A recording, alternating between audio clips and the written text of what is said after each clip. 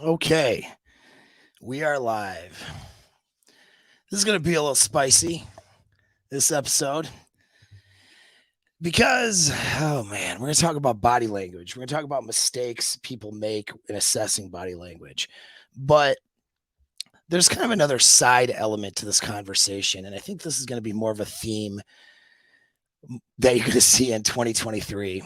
And that's just that, the men's help space is too fucking crowded with losers and non-game having assholes that just don't know what they're doing. And they have a voice on the internet. And unfortunately, people who genuinely need help listen to these voices. And because the people that need help are not exactly competent in these areas, they can't necessarily differentiate what's good advice and what isn't. And they get caught up in a lot of dumb stuff. And it gets frustrating as somebody who is an expert in the things that I talk about, not in everything. There's a lot of things I don't know.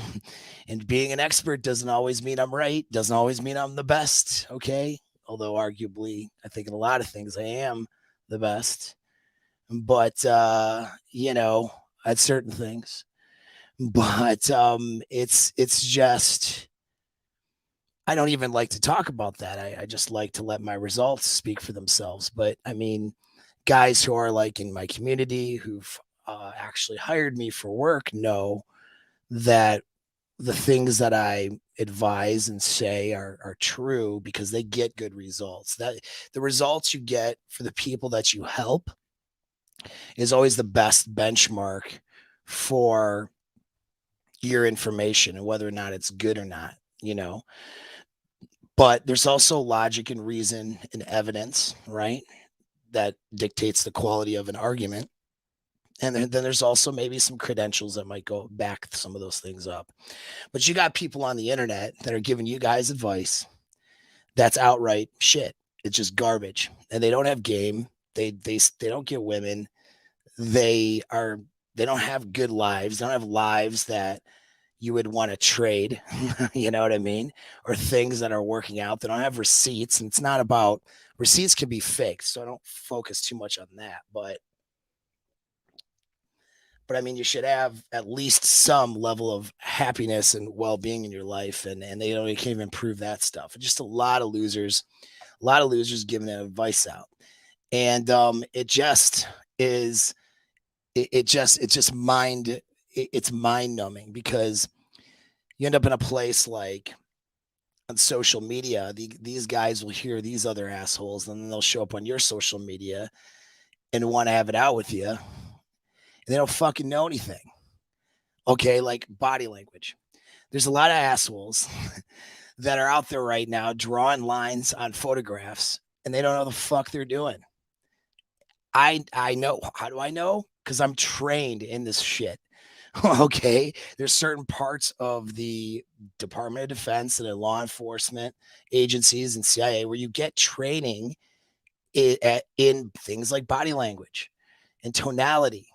Okay, and so I'm arguably an expert in body language, not these fucks who are on the internet drawing lines on photographs and making assumptions about couples that gets to distract you from from actually getting girls. You're busy looking at photos online of couples that some asshole has drawn a line on.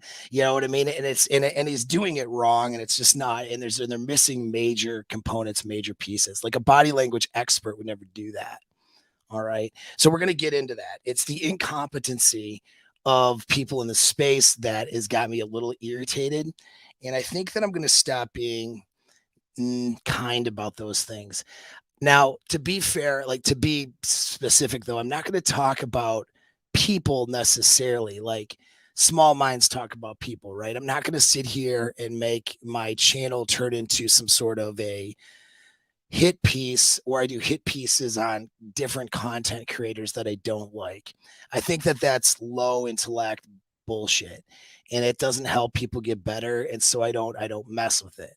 All right. Now I've had friends in the men's health space who have done those things because usually they're in a conflict with somebody else and what have you. Okay. That's their choice. And I'm not saying they're right or wrong for doing that on their platform, but my platform's dedicated to helping you get better. And I feel like talking about people in a way where I'm doing hit pieces, that's a distraction. So some people jumped to my Twitter, were mentioning a particular guy that is supposedly a coach. I don't know anything about that guy, and I actually don't give a fuck. The few things I've heard haven't been good. I don't know, but I mean that's here nor there. I'm not mentioning the name because I don't want that to be the focus. This video where I'm going to take down and dispel a lot of myths about body language assessment is not directed towards him. And it's not directed towards the asshole that showed up on my Twitter the other day trying to comment on a photo of me and my girlfriend. Right. It's not that may have been what sparked my inspiration to talk about this, but it's not about that dude. And so just what happened was like this guy is drawing lines on my photos. I thought he was joking around. Like he's like, oh bro, like good luck to you. Like my relationship's gonna fail now because of his green lines he drew on my fucking photos of me and my girlfriend. First of all, you can go to my Instagram, you can see photos that I have up of just the ones I have up of myself and my chick. There's no question that even from an assessment perspective that there's anything wrong. So his assessment was wrong to begin with on that particular photo. And on top of that, okay, not only was his assessment wrong, I thought it was so wrong that I thought he was joking around.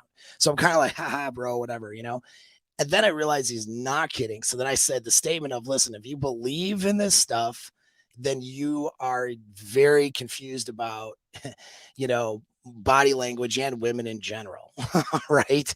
Like basically, you are not, do you know what I mean? You are not, doing it right. Let me address this comment though here. So am I a loser? I worked hard, didn't gain anything. They saved my life, even heart surgery, lost everything. Now I'm here updating my belief system and on my way. Could not read women. You are not a loser based on this statement. Here's why you're not a loser. Updating my belief system. Okay. What makes you a loser is when you lose a battle, let's say, like you lost things in your life, and then you succumb to that loss and you go to ego protection and protecting your self-esteem over getting actual results in your life.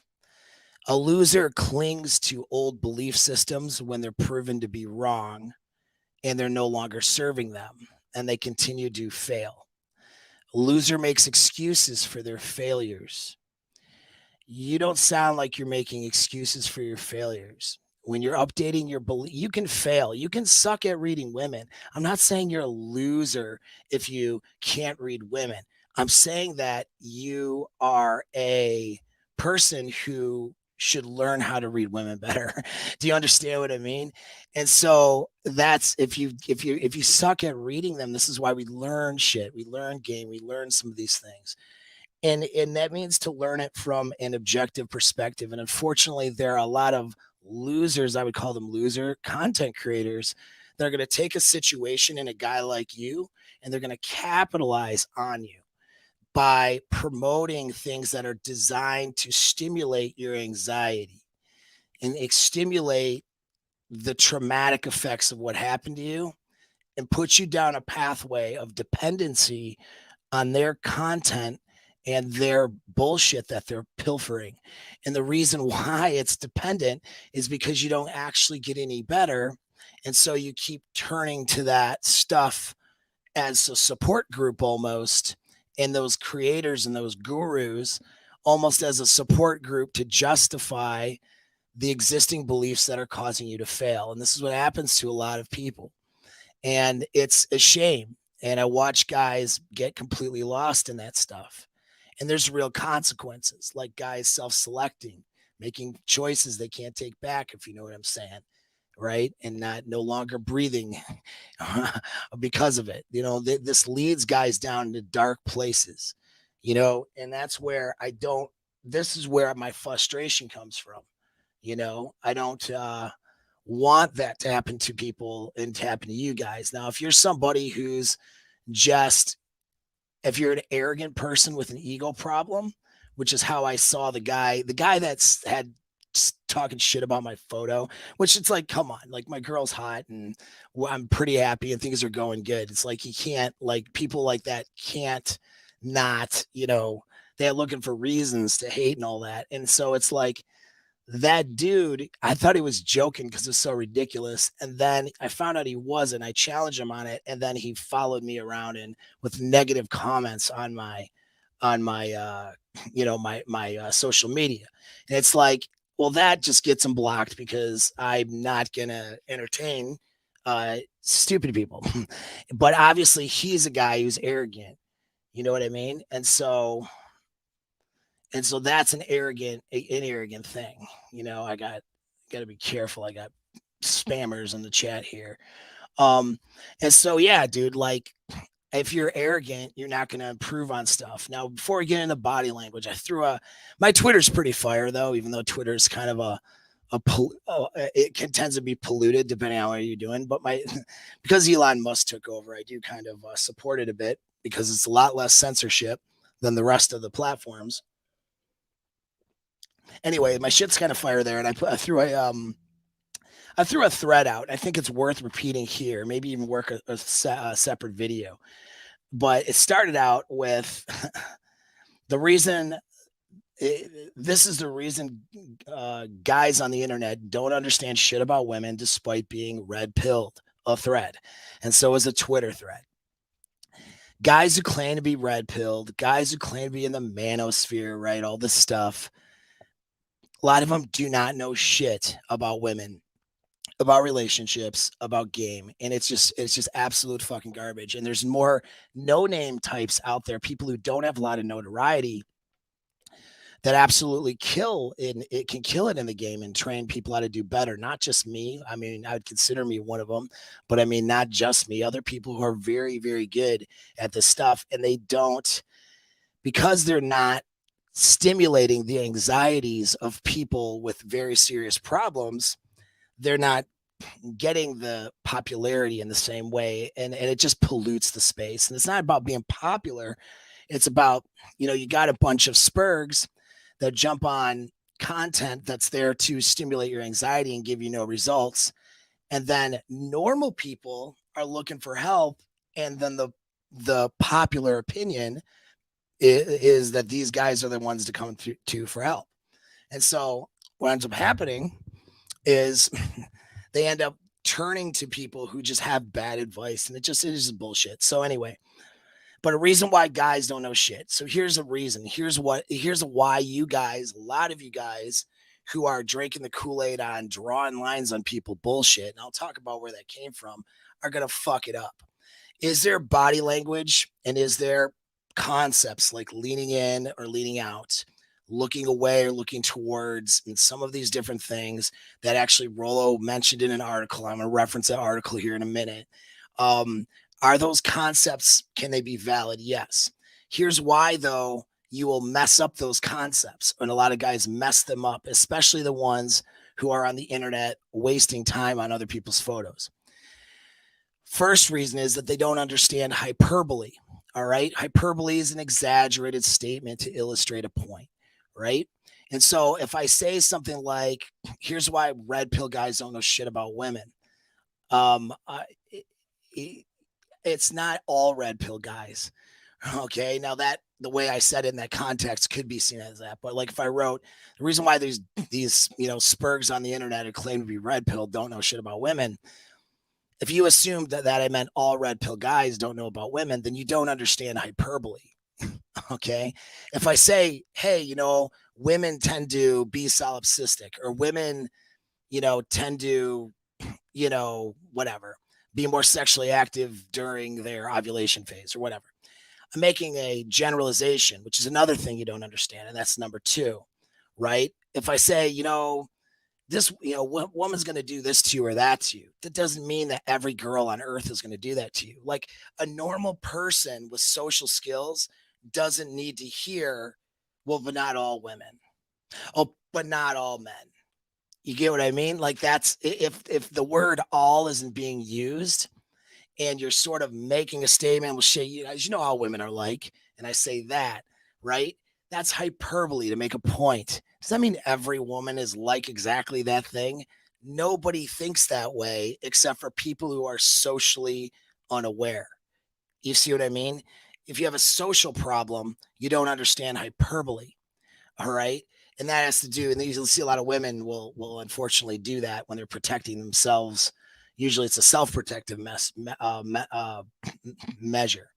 How about generalizations? We make generalizations like based on statistics and facts and truth to understand things. But that doesn't mean, again, that everyone does that, right? Like there's exceptions to things. So generalized statements, you know what I mean? Like, well, women tend to do this or guys tend to do that. No normal person has to hear the caveat, but not all women, not all men, right? And so if you need to hear that, it's because you are socially, not as calibrated as you should be, right? And so and yes, you do, my friend. I don't know anything else about you other than you live in the one of the Arab countries, I think Saudi, and you do that all the time, and it's quite hilarious. Um, but yeah, it's like they're absolutely full of shit, But you guys fall for the things that are full of shit because some of you guys don't understand hyperbole. You don't understand how generalizations work. You can't prioritize information. This is another thing. Okay, like, so in other words, you look at all the information, you're looking at all these details, but you don't know which details matter. This happens when you have a lack of game and skill with women. When you're binge watching red pill content and just, filling your brain with stuff that people are saying, but then not going out and experiencing things and talking to women, what happens is you don't have a practical base to stand on or leg to stand on. And so you don't know what information that may be true information, but you don't know what information is important or isn't important or what's appropriate or what isn't. So you miss social cues, you know? Um, it's like you see this with guys who feel misled by women because she gave him some cues that he thought were that cues of attraction, but they weren't. And if you're a game aware, you would know that, for example, women like attention. Women don't want to be seen as the bad person. A lot of women are going to be nice to you when you talk to them, but aren't necessarily interested in you sexually. Women will let you do things for them. You know what I mean? If you insist on it, but aren't necessarily going to want to be in a covert contract with you for sex for those things. Like these are game things, right? And guys will pay attention to women allowing them to do things for them and being nice to them and ignoring the fact that she's not willing to get in a sexual framework with them. She won't go out with them. She turned him down when he tried to kiss her. But that she didn't do those things with a guy she was more attracted to, like stuff like that. And then when the guy gets that realization, he gets mad at the girl and all pissed off. It's not the girl's fault, it's your fault because you're missing the social skill, the social cues. She's just being a woman, you see? But you can't prioritize information. You don't know what to pay attention to because you're unskilled. And so then you turn to people that tell you to pay attention to things that don't fucking matter. And this is why you fail because you're worried about shit that doesn't matter and not worried about the basic stuff that should matter. Like guys who drop in my DMs talking about their average D size. I might say dick because I've already sworn enough on this show and I don't care about it. Talk about their average dick size or whatever, and how they don't think they're good enough for women because they're only a woman because he's only average in the dick size. But meanwhile, the guy can't fucking get dates. Well, how about work on getting a girl to go out with you first? Because I'll ask, well, how many dates have you gone on? Well, I haven't been sourcing women. I haven't been doing anything with women. I haven't done anything with a woman in 4, 5, 6 months. Well, what the fuck are we talking about your dick size for? Your dick that's actually average. You're not talking about a micro penis where it's actually a mechanical problem. Your average size dick is not a problem. You can learn how to have sexual skill to overcome almost any dick size, unless it is excessively big or excessively small. And then you have to make some real different considerations for that, right? But you're focused on the wrong. I'll get guys. How many guys do we get? Focused on the wrong damn details. Not understanding nuance. Another problem. Nuance is the subtle difference of things. And so when we get into body language, those of you guys who don't understand nuance are not going to be good at this, because you're talking about a subtle change or difference in that person's body language can change the whole framework of that assessment, which will make you wrong drawing a stupid line on some photo, right, in your assessment. And so you have to understand nuance. And you guys who don't understand that, this is a problem. And then a lot of you guys, you suck at your sense of humor is fucking sucks. Okay. And this is the reason why you don't have a good sense of humor, is because you don't understand the things I mentioned. So things like the absurdity of things. The absurd can be funny. Incongruencies are funny. Exaggeration, eccentric behavior, things like that. These can be humorous, but you won't find humorous what most people find. You won't find funny in what most people find funny, because you don't know how to pick up on these social cues that well. So what do you end up finding humor in? Things that repulse women, right? You're the person who will laugh at someone's downfall.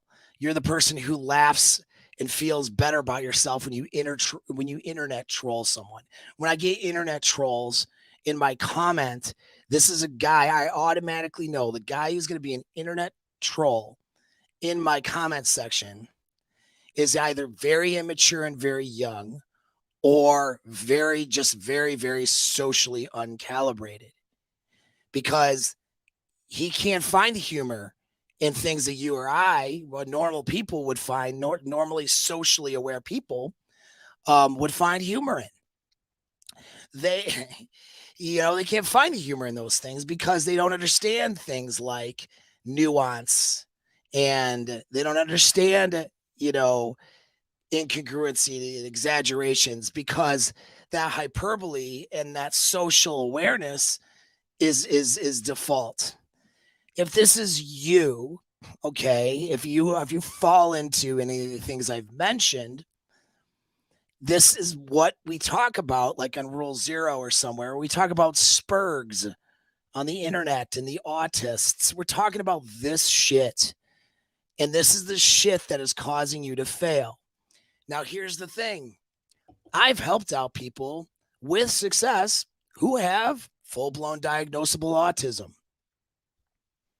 Social cues are a problem. The things I'm mentioning are a problem.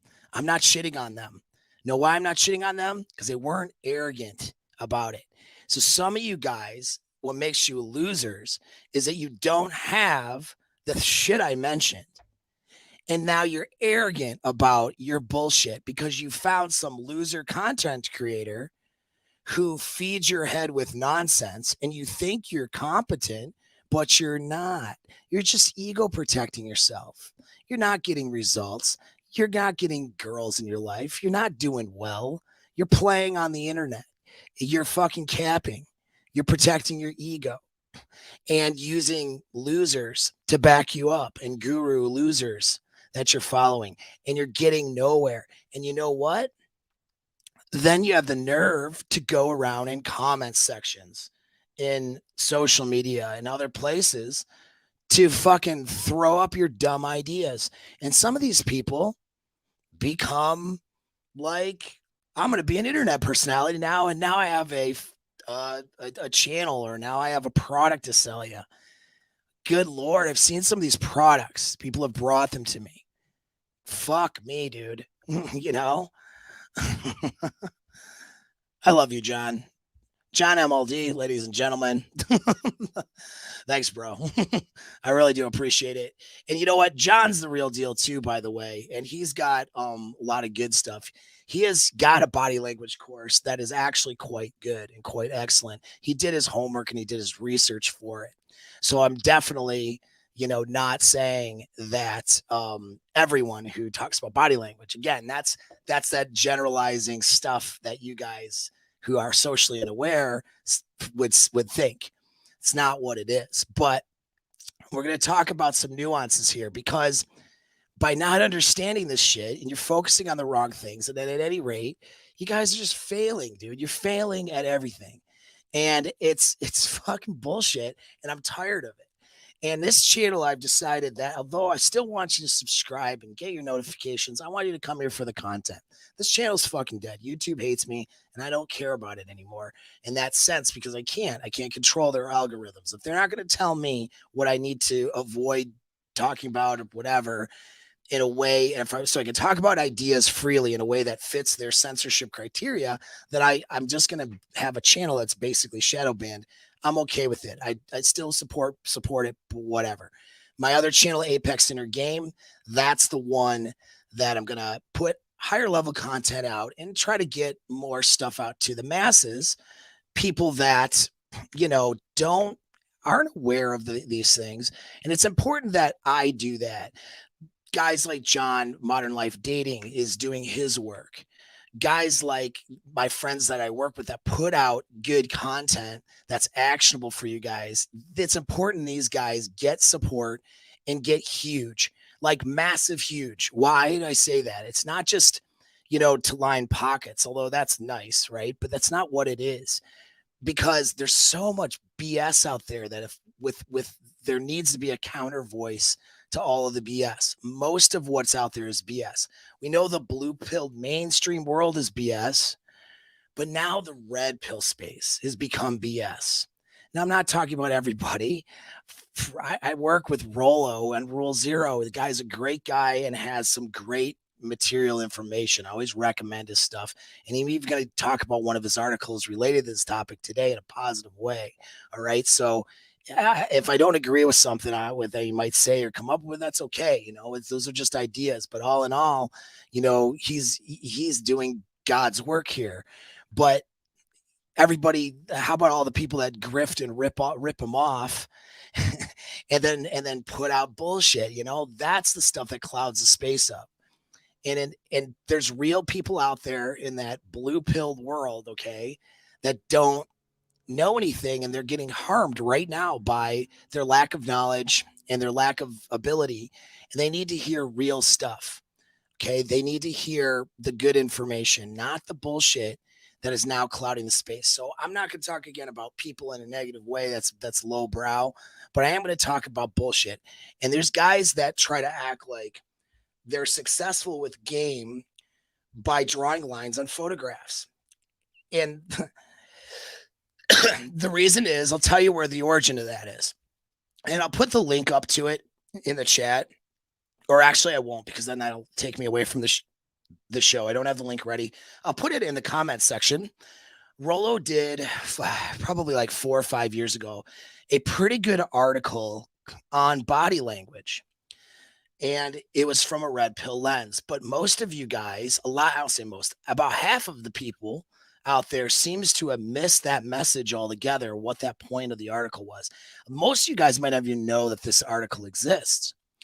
What happened was he did an article where he was making a point, and the point or observation was that blue-pilled conditioning, which puts the guy in a subservient role, puts the girl in a gynocentric, a woman-centered role, right? Which is contrary to our evolution, which is a lot of reasons why relationships fail. All right. Guys are putting themselves through their conditioning in this subservient role, and women then are unattracted to the guys that they want to be attracted to. And it creates a polarity problem. Rollo's been observing this for a long time now. Okay. And he was observing that this conditioning has reframed how men show up in relationships a lot of times, and we can see that it's how society and how we treat couples photographs. And so he was making the comment that look how we put the woman in the center of these couples or marriage photos. If you go back to, like, 1940s, 50s or something, right? There wasn't, I mean, there's some, right? But there's a lot more. It wasn't considered controversial to have a male centered photo where the guy was the head of the household, right? And the woman was in a subservient position. Marketing, and Rollo pointed this out in the article, that marketing had and gynocentric marketing, because women do what? Women are the consumers. And I'm paraphrasing the article. Okay. You got to read it for yourself. But because women are consumers, the marketing started gearing more towards, as it geared more towards appeasing women. And in this case, feminism, right? With feminist ideology and gynocentric ideology to appease women, marketing started putting women more at the center and guys on the outside. And then that shows up into how we become socially conditioned to photograph, even in relationships. It was a great article. He made some very good points. Rollo had done some research with body language experts. He is not a body language expert. I don't think he would consider himself that, but he does, had listened to guys like, Joe Navarro has probably the most mainstream books out there, but there's more than him. There's very good experts out there. Some of them you'll never hear about because they're operators, dude. They work behind the scenes in government agency. All right. And so at any rate, there are actual experts out there. I'm fucking one of them. Okay. It's just, I wouldn't consider myself, it's not like the primary thing I do is body language, and I walk around doing body language all day. So I would definitely say there are better experts out there than me who are doing it and working those muscles more than me, but I'm an expert compared to somebody who has heard it talk or read one of Joe Navarro's books. Okay. And his article wasn't wrong, but it wasn't intended for grifters to take that article and turn it into a way to make themselves look like the Nostradamus or woman whisperer of the internet space. Like, these guys are playing Nostradamus with photos, acting like they're so game aware, and it's all fucking bullshit because they're wrong all the time. And I'm going to show you some photos that people put out with green lines, and I'll show you how they're wrong. All right. And that's what ended up happening. And so you got grifters out there with terrible ass game. They don't have anything to offer from what I can tell. And they grift this shit out. And it's not what Rollo did. I even heard, in fact, Rollo and John MLD did a show where they talked about this. It was not what he did either. All right. And it was not, I heard Donovan Sharp, because I did before this, this thing. I did some, hit YouTube, like, who's doing this anyway? Donovan Sharp popped up. He was making, Donovan does a lot of generalizations. Okay. And then if we were to talk one-on-one, he's going to be like, well, of course, right? Like I would be, of course, that's a generalization about women or about this or that. He makes generalizations to make a point. If you understand that about Donovan Sharp, his shit's great and it makes sense. People who are, tardos who don't understand how generalizations work, well, they have a bit of a hard time understanding what he's having to say. But anyways, he made some more generalizations, but it wasn't anything wrong with that.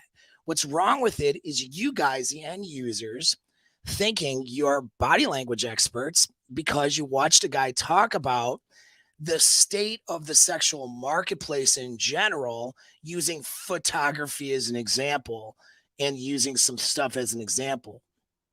That doesn't give you a license to now go out and assess body language on anybody because you watched Donovan or you read Rollo's article where he drew some lines on some photos. You don't know the nuances about even those photos that have been used. The ones that Rollo used were pretty good with the assessment because of small things, though, that he didn't mention in the article, because it would have been, 100-page article then if you were to mention the little things. When I was attacked on my photo, there was like 9 different tells to show that his assessment was wrong. And the dude drew the lines all fucked up anyway. It was like, this is what ends up happening, you guys. And this is an illustration to how sucky you are at your game, and you think you're fucking good. You think you're good, and you're not, bro. You're just not. And it sucks. It's like, so, and it's like, there's, I don't, if you're an arrogant prick, and then go suck at game. You know what I mean? If you fucking are a grifter, then go fuck yourself. Like, I don't care. I'm not even going to waste my breath. I don't waste a thought on those people. But the people I do think about are the other people who really genuinely need help and they don't know where to turn to. And then they see this stuff and it's complicated, right? Well, anyways, let's look at some photos and I'll show you what I mean. But actually, you know what? I'll just go through the 3 points right now. So here's 3 points according to the title.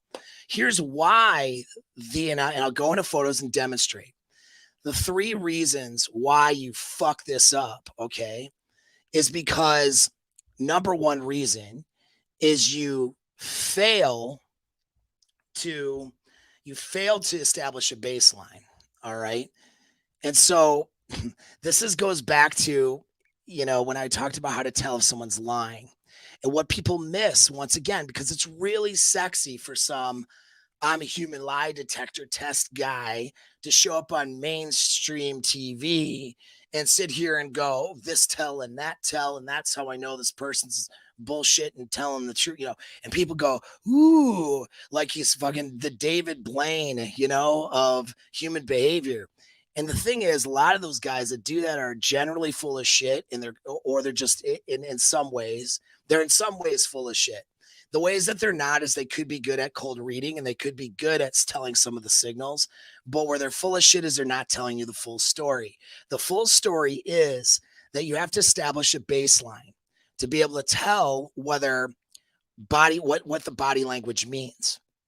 So, for example, using the photography as an example, I had a girl I was with once who she was very pretty and very bad at taking photos. And every time a photo would happen, she would shrug her shoulders and smile like this. And here's her in every photograph. Okay. Now, what happened was there was some reasons why that was her reaction. Usually she was an introvert, and so she was shy. And so this is her trying to hide a little bit and sort of an embarrassed smile. But then what happened was she became unshy as she got prettier and older and less of an introvert. But the instilled habit or pattern was to do this when someone says, hey, take a photo. All right. Their natural reaction, my natural reactions were not to be natural in photos either. I'm like, here's me in a photo, like deer in headlights. Like, what the fuck are you taking my picture for? So, but let's body language assess Paul when he gets his photo done. Oh, he's a beta. He's afraid of the camera. He's afraid of something, maybe a more masculine man. Perhaps he's been alpha widowed, last time he went to prison. Never been to prison, but you get what I'm saying? Like, it's like you instill patterns of behaviors, and sometimes those patterns show up when someone says, let's take a photograph. A trained model, for example, is trained to follow direction of the photographer and to look at the camera and to do things with their head and to pose differently. Since you mentioned my girl is a model, or was. The industry sucks, so she doesn't do it anymore. And I'm proud of her and glad she doesn't, to be honest. But she was trained on how to take photos. She's great at photos naturally because she knows how to do it, because she was trained and she was, did that and made money off of it, legit money, not, just that was her profession for a minute. And she's gotten awards and her pictures are everywhere. So she was trained how to do it. She'll naturally look at the camera and do stuff because of her training that I would need coaching on, even in the context of photography, like a photographer would tell me, hey, tilt your head a little bit like this, so that if bad enough I don't have a neck, so if like I'm taking a photo, I'm like, look at, I got no neck. Or I can be like, hey, I got my chin down, I'm sexy now, I might even have a neck behind this chin, ladies. you know like it takes a talented photographer to tell you how to pose differently. And so, for example, there's a context that you might not know. You see a couple's photo with me and my girl. She's a trained photographer. Or trained model rather. She will naturally pose in a way that's attractive, and that should play a role on, you know, these celebrities who look outward. For example, is outward looking a sign of maybe, wanting to, sort of present to the public rather than qualify to your male partner? Yes, it is. However, what is a celebrity doing? They're both, the guy and the girl in the celebrity photograph is qualifying to the public, right? So we can use that photo as an example of what that looks like, but we can't make an assumption about the couple in question, because we're dealing with, people who have training and have been told, here's how you pose for paparazzi, here's how you pose for the camera. And that training maybe has a gynocentric angle to it, right? Like there may be things like, I'll tell you, for example, even non-photography, there's certain things I do to soften my look because otherwise it can be very intimidating. One of them is a head tilt. So a common thing when I see someone is I'll tilt my head. What's up? Like this. You see how my head's just tilted just a little bit, right? I do that. What's going on? Okay. Versus fucks up. Like it's intimidating if I'm staring at you directly and standing over your ass, or under your ass because I'm short. I'm only 5 foot, 4'9", guys. Can't get girls. I'm just kidding. But I'm not that short. But it's like, but yeah, if I'm staring at you directly, it can be very intimidating to people. I've learned that over the years. So, hey, this is what it is. Chad of Arabia, God damn it. Listen, man, I understand. But these guys need the obvious explained, right? We know we need this, right? Because unfortunately, nobody is explaining the obvious well enough. This is necessary, bro. This is why your Twitter exists as well, to explain the obvious to people who don't understand. And it may be obvious to you, and but it's not obvious, right? And exactly. And even these candid shots are posed in fake. So we can use these things as examples to demonstrate body language we're trying to talk about, but you can't make an assumption about the person or the couple and all that bullshit. You know what I mean? It's a fun game to do, like how would you open? But you're not going to seriously open the way that most of these people say that they would open. It's a joke. It's fun. You get what I'm saying? It's not serious, but there's so many people out there that they base a whole brand trying to be the Nostradamus of the sexual marketplace on some nonsense that just isn't accurate. So anyways, establishing a baseline. When you're looking at a photo, there's things about those individuals you don't know. You have to establish a baseline. When Rollo did his article, he actually understood this. And he had mentioned when he was talking to John in his video about this stuff, that he wasn't just looking at one photo. He had looked at a series of photos from the couple what he wasn't saying, but what he was saying without saying, was he wanted to make sure that this was a consistent pattern with the couple and the picture that he was assessing. That's because he was trying to establish a baseline, you see?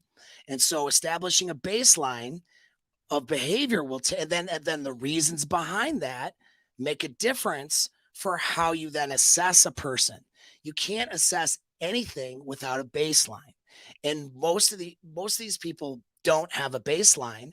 And so they show some photo and then they make an assumption. And here's why it seems like they really are dead on. They know what they're talking about. Well, it's a bias because most relationships don't work out. So I could take any photo and I have a 95% chance that eventually that relationship isn't going to work out.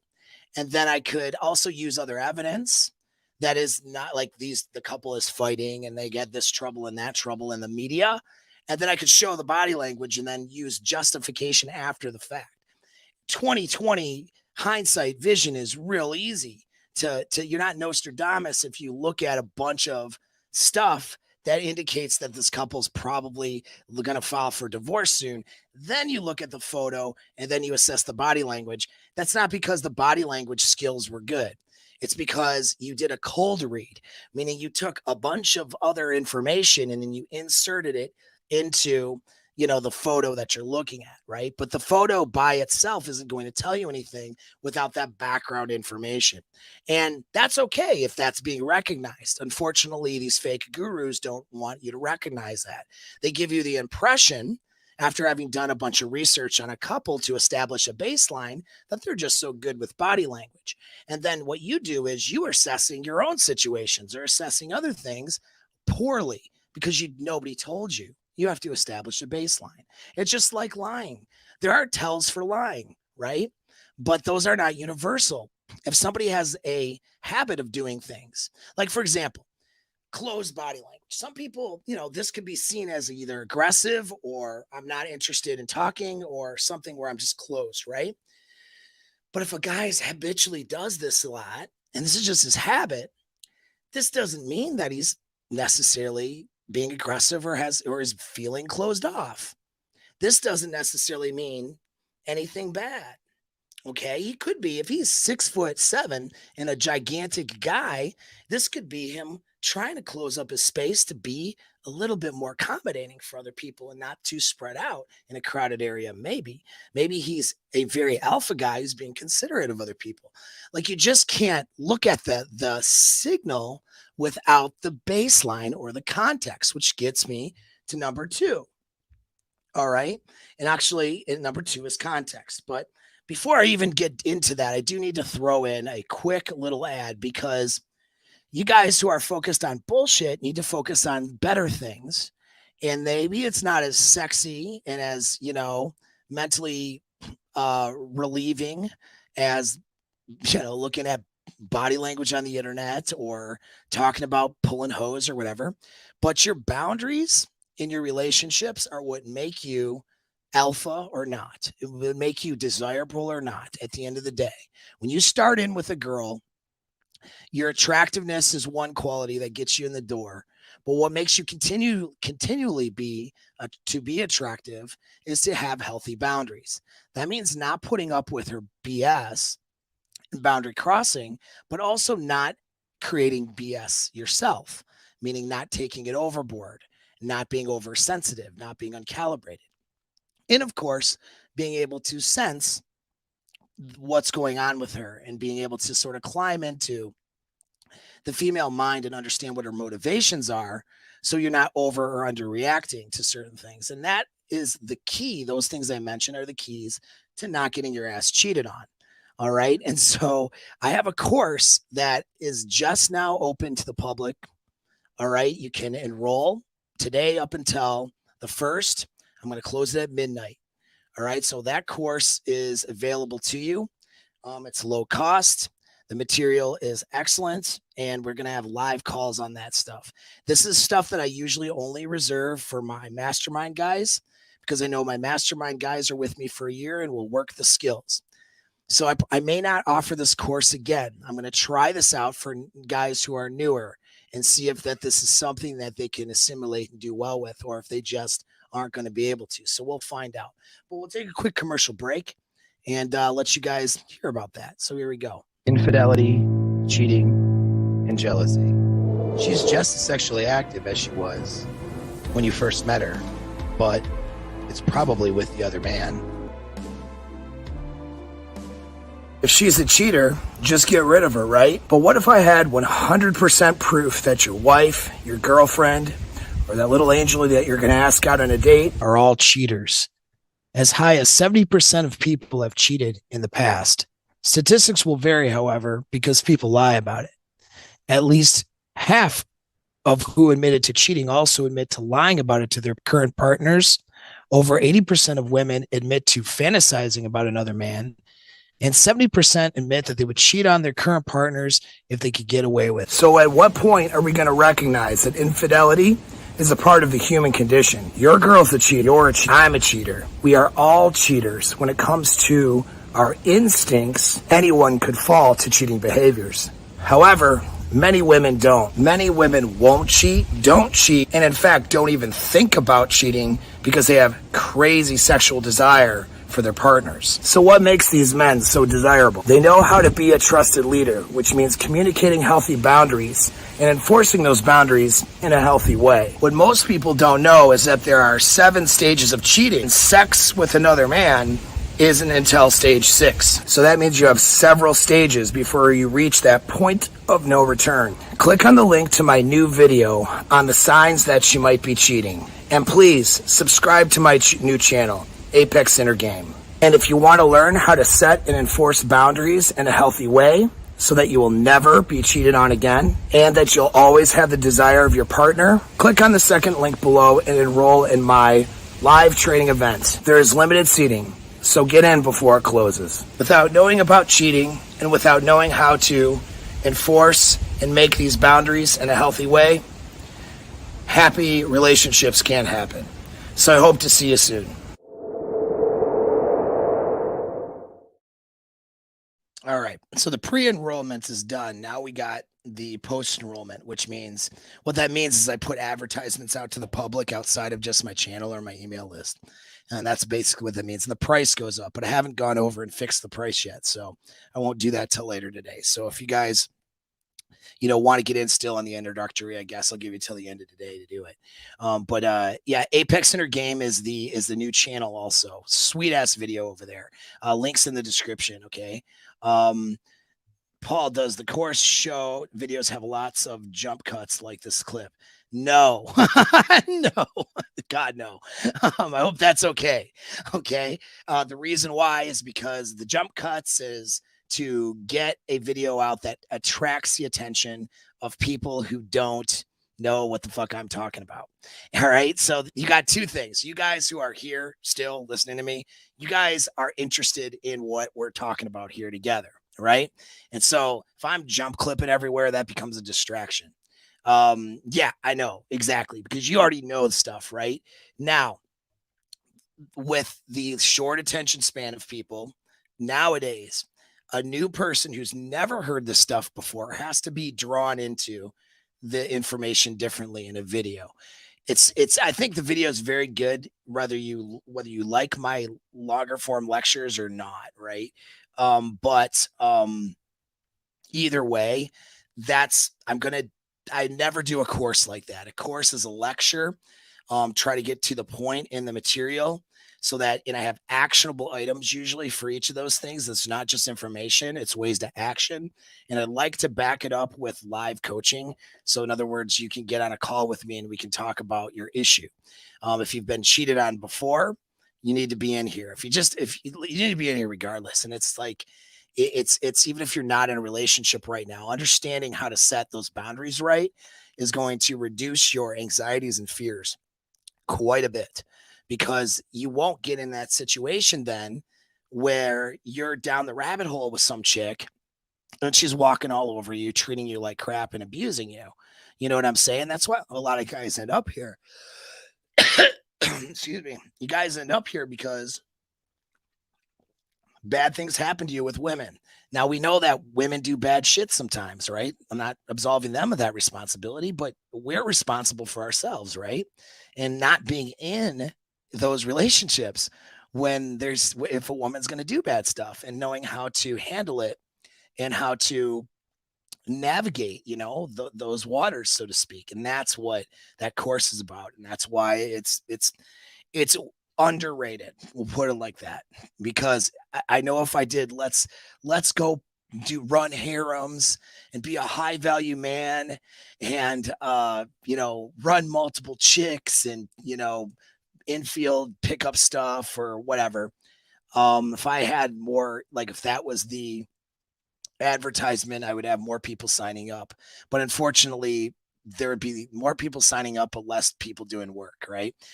I want you guys to actually get results. And so, even if you're just dating and you only plan on casually dating for a while, the boundaries you have with your casual partners are going to make or break how well those casual relationships go. And so, then the don't get cheated on course is really a good one for you guys. And it's, like I said, low cost. The links are in the description here over at Apex Inner Game. Check it out. And I'd like to see you guys next month in those Zoom calls, and we can sort of work on your problems. Okay, cool. Let's get back into it. So those three things, right? So we got a failure to establish a baseline is why most of these assessments with the lines are going to be off, because they have no background information on the people that they're assessing. They have no consistency of seeing okay, so a guy's head tilts or leans, or he does this body movement. Is he mate protecting, or is that how he conditioned himself to take a photograph, right? Because remember, we have learned behaviors as well. You have instinctual behaviors that you'll do naturally, but then you have learned behaviors where in a context, you'll do a thing or a pattern that you just learned how to do. It was a successful pattern or whatever, just like the model who gets trained to do something with her head or look with her eyes a certain way. Like if I was trained to do the blue steel from what's that movie? Zoolander. If I'm Zoolandering, okay, maybe in all my photos, I'm doing that shit. Remember the duck faces and how unattractive that can be? But women were doing them. Why were they doing something unattractive? Women know when they're being unattractive. Why were they doing that? Well, they were doing that because it was conditioned. It's not a natural response, but that got conditioned through a bunch of different things, and that became a behavior, a pattern. You can't assess accurately what's going on with that person based on a pattern. All you can assess is that it's a pattern that they have. And maybe why they have that pattern really isn't important. It doesn't tell a story of their current situation or relationship or their current mood, even if it's a post photograph. So you have to be careful with this stuff. You have to establish a baseline. That's the most important thing. The reason why you'll fail at recognizing whether your girlfriend's telling the truth or not, or you'll fail at recognizing genuine desire based on body language, is because you don't have a baseline established. So that's number one. And most of the guys who grift this don't have a baseline established. Now, people watch my videos because I have a reputation in the space. I have a reputation of knowing what the fuck I'm doing. But I don't have a big audience because I just don't. My marketing sucks. It does. It's terrible. I'm working on it, but I'm not a good marketer, man. I'm just not. You know what I mean? And so I have friends who are better than me at it. And we're going to hopefully change that in 2023. John MLD. John MLD is a good marketing guy. I'm a shitty marketing guy. All right. So that's part of it. That's a downfall I have. All right. That's a shortcoming I have. I got to work on that. Other shortcomings, are just like, I'm not, yeah, and thank you, Spark. And that's what it is. It's because the info is good. That's why was invited to Rule Zero initially, and then with some skepticism because it's like, oh, what's this guy going to do? Right. Of course, and then it's like, oh shit, this guy's pretty good. So yeah, it's because I'm not a bad person. Number one, not a D-bag like some of these people. That helps. Not being a jackass is good. It's like a good first criteria. But second thing is I do have good information. My point in saying that though, is there's a lot of people who will take the information that I'm talking about and then they will sort of pilfer it. They'll use it. It's flattering to me. It doesn't bother me. All right. So a lot of these body language guys, when I give these three things, you just fucking watch them now implement that into their stuff. It'll be hilarious. I will sit back and laugh because it will, because I'm right, because I'm a goddamn expert on this topic, not marketing, but they're probably better at marketing than I am. I could probably get the grifters marketing advice, to be honest, but they're stealing. They want to steal my stuff. Good. Steal it. Like, this is open source. Take it, use it. It's nice when people give me credit. I don't expect it though, because they're grifters. They're not gonna give me credit, right? And so, but watch now. These three principles are probably going to get implemented and into the line drawing Nostradamus game people, or they're going to try to falsify what I'm saying, which is hilarious because no body language expert would deny any of these three things I'm telling you. Number two is a failure to look at the context or the whole picture. So on top of failure to establish a baseline, which is probably the biggest mistake, the next biggest mistake, which is probably almost as common, is they are not looking at the context of the photograph. They're not looking at the whole picture. So when Rollo did his article, he was looking at the whole picture of what that couple was doing when he made an assessment. Then he drew some lines and was talking about lean and then the way the girls were looking. He picked two things to talk about. Maybe it was like there's actually another thing he talked about, the mommy thing, but he picked like two things to talk about so you could recognize it. But there were actually numbers, at least, 10, give or take, 8 to 12 smaller sub communication things that are happening in the photographs that support the idea of what he was demonstrating. All right. And so here's a great example in my thumbnail. I got a silhouette of two people slamming it doggy style. By line drawing, she's not interested, right? Because she's looking away and her body is slanted, tilted away from the guy, right? If you look at my thumbnail, right? Because she's doggy style. So she's pointing away, right? But obviously, he's hitting it from the back, and hopefully she's having a good time. That's one of the, arguably the most dominant sexual position, And so she's getting it. But if you drew lines out of context and said, well, see, she's looking away and she's like moving away from him and her body's tilted. His body's tilted forward because he's grabbing her hair. So, hey, like you could, if based on spurgy ass lines, no one would do that because that's an obvious one.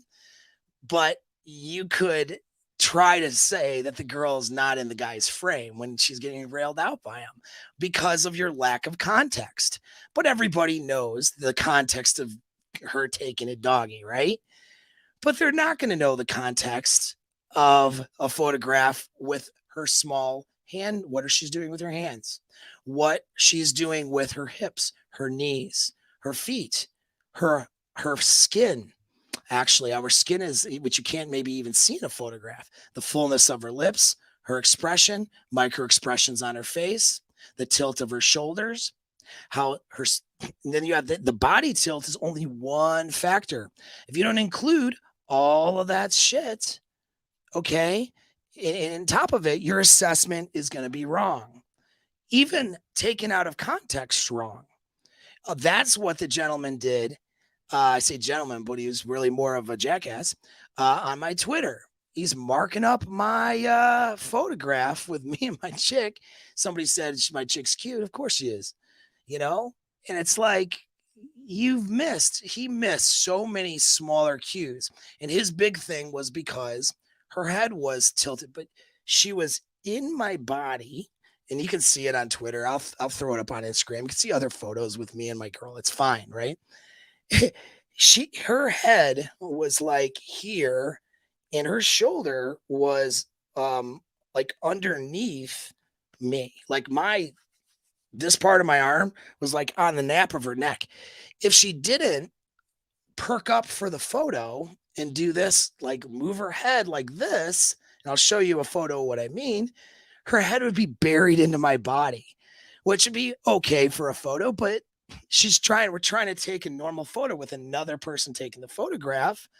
Okay. It's like she would have maybe looked just buried into me too much because she was so close to me and so buried into me. Her hips, her legs, you could see from the angle of her body underneath, all of that stuff. Her shoulder tilt was actually this way, pointed towards me. I was upright, but because I'm much bigger than she is, and because of the hardened look I have, I tend to head tilt, like I mentioned before. And I'm going to show you something like that too. And so with another very alpha guy and his girl, it's like you can't take these things out of context.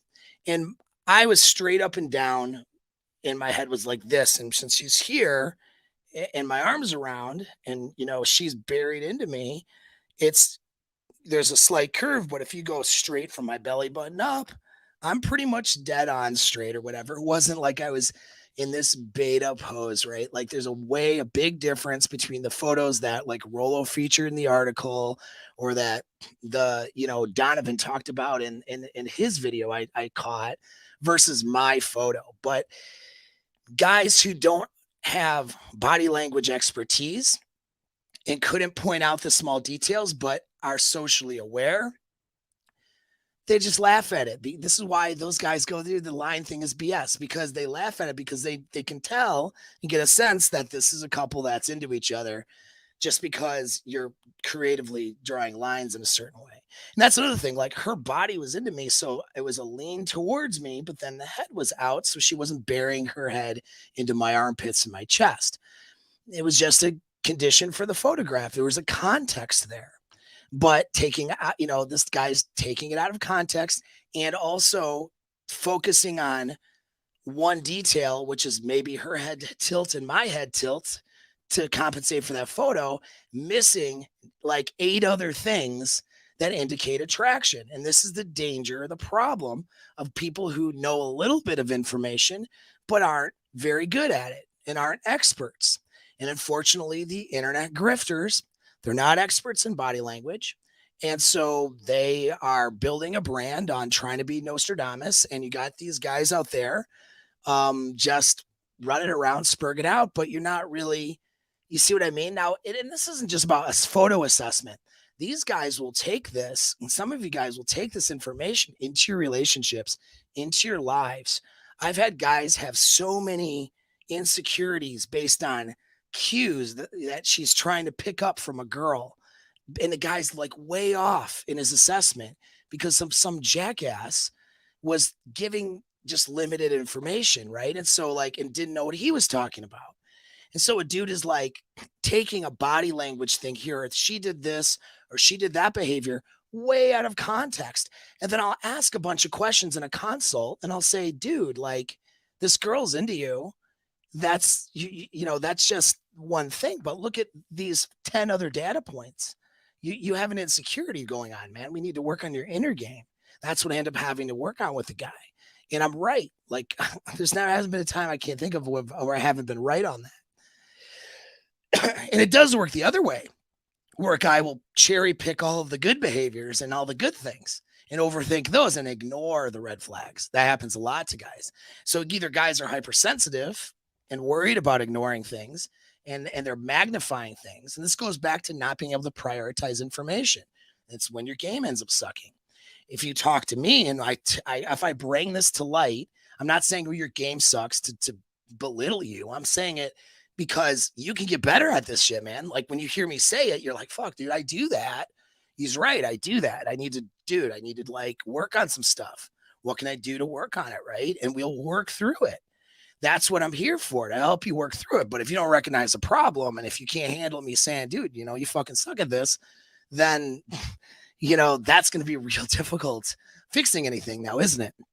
And so I'm here to help you. And that's why I say these things. It's not just assessing a photograph and playing around on Twitter. I know that these guys take this into their personal lives and absolutely dick their personal lives up. You know what I mean? And so we're going to do another video this week that's much ado, which is how to tell if she genuinely desires you. And I'll talk about the challenges with that. But, the problem, and one of the big challenges is guys will look at us like number one, number two, and they'll take it out of context with everything else that's going on. And that's the problem, is that human interaction, we can simplify it to explain it to each other, but it really is complex and there's a lot going on. And so, someone's lying to you if they try to simplify something to one or two rules versus looking at the complexity of a situation as a whole. All right. And that's the thing. And so human interaction is complex. When you're assessing a photo, you got to assume there's context there. And Rollo even said that in the article about context. There's a point where he said something about context, right? And so it's like, you have to look at the context of things, and you have to look at all of the information and what the entirety of the information is telling you, not just one or two tells. Just like with lying, you can tell if someone's lying when you establish a baseline and you see it's not one tell that's out of baseline. We're looking for at least three that will tell somebody, that they're not telling the truth, probably. And it's only in probability, not assurance. All right. You're looking for more than one sign. And then the third thing you do to fuck this up, and then we'll get to some photos, is you fail to separate your personal bias. That's another thing the gentleman who I unfortunately had to block from Twitter. If he's watching this and you want to get unblocked, dude, shoot me a private message somewhere and tell me that you are sorry for being stupid, and I will gladly let you back on, or go off into the sunset, and best of luck to you. I won't let people who follow me around on Twitter trying to put negative shit up, on my platforms. I just don't. It's a waste of my energy. I just get rid of those people. I don't censor your YouTube comments though. I don't do that. If you get censored, it's because YouTube did it, because you said a swear word. But if it's a consistent following you around and being a fucking troll, I'll just get rid of you. That said, though, anyways, yeah. So this dude, it's just a failure to separate your personal bias. So those of you guys have hangups, anxiety, inner game issues, that sort of thing, red pill rage, whatnot. You guys have personal biases, and you insert those personal bias in every assessment. Every girl that's looking away is looking for a new dick. Every girl that's, in a certain body position is trying to get different guys and cheat on her guy and all this stuff. It's like this overwhelming amount of evidence that's not correct, that women are just out there, trying to cuck their men all day long. We know they're definitely cucking somebody, but it may not be the guy that she's with. There's a lot of faulty assumptions based on your anxiety and your BS that you have in your head. And that's what's going to prevent you from having healthy, good relationships. You know what I mean? In general, is that you can't separate your personal bias from your assessment. You're coming from like a negative bias, I call it. And I'm not suggesting you do an excessively positive bias either and get duped, but you have to have a neutral bias. You know what I mean? And so that's what you need to look at. So let's go look at, and so because I got a lot of material to get through. If you have any, if you got any questions, go ahead and do a super so I'll see it. Okay. I got to close down some stuff here, close down some windows. Okay. I have like 50 windows up. Don't close down this window. Okay. All right, cool. Let's do a share screen.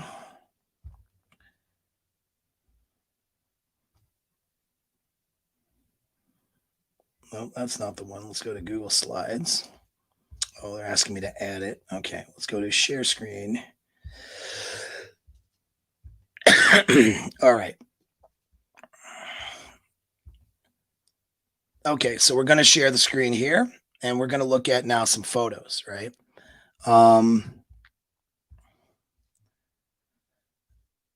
Boom. Okay, well, I just dimed myself out on the one I was going to look at. All right, so let's look at this one. Let's see if I can slideshow it here. So let's look at this one here. So what can we tell about this photo here? All right, so I'll let you guys look at it for a second and start getting in your head what things we can tell about this couple in this photograph. All right, so we're going to look at what things we can maybe tell there. So now you guys have had a good enough look. I'm not going to linger on it too long. We'll go to the next one. Now, what about this couple? What can we tell about their relationship? Right. So let's look at that one now. And so those first two photos, what can we tell about them? Go back. So we got this one here, and we got this one here. All right. So what can we tell? I'll stop sharing so I can see the comments. So what you can tell actually from both of those photos is absolutely almost absolutely nothing. Okay. So those are tricks. We'll get into other ones as well. But the reason why you can't tell jack shit about the couple. Here's what you can tell. All right. So what you can tell is you can tell, all right, like in this first one, you can tell what these signs mean. The looking in the eyes, the way she's sitting, right?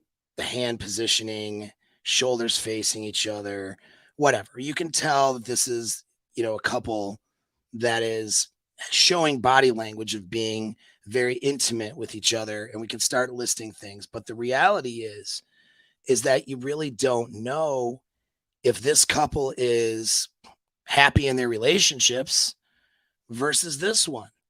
This is a very stiff pose. Yeah, he's not leaning into her and beta-tizing himself, but neither is she. They're very stiff, locked in together.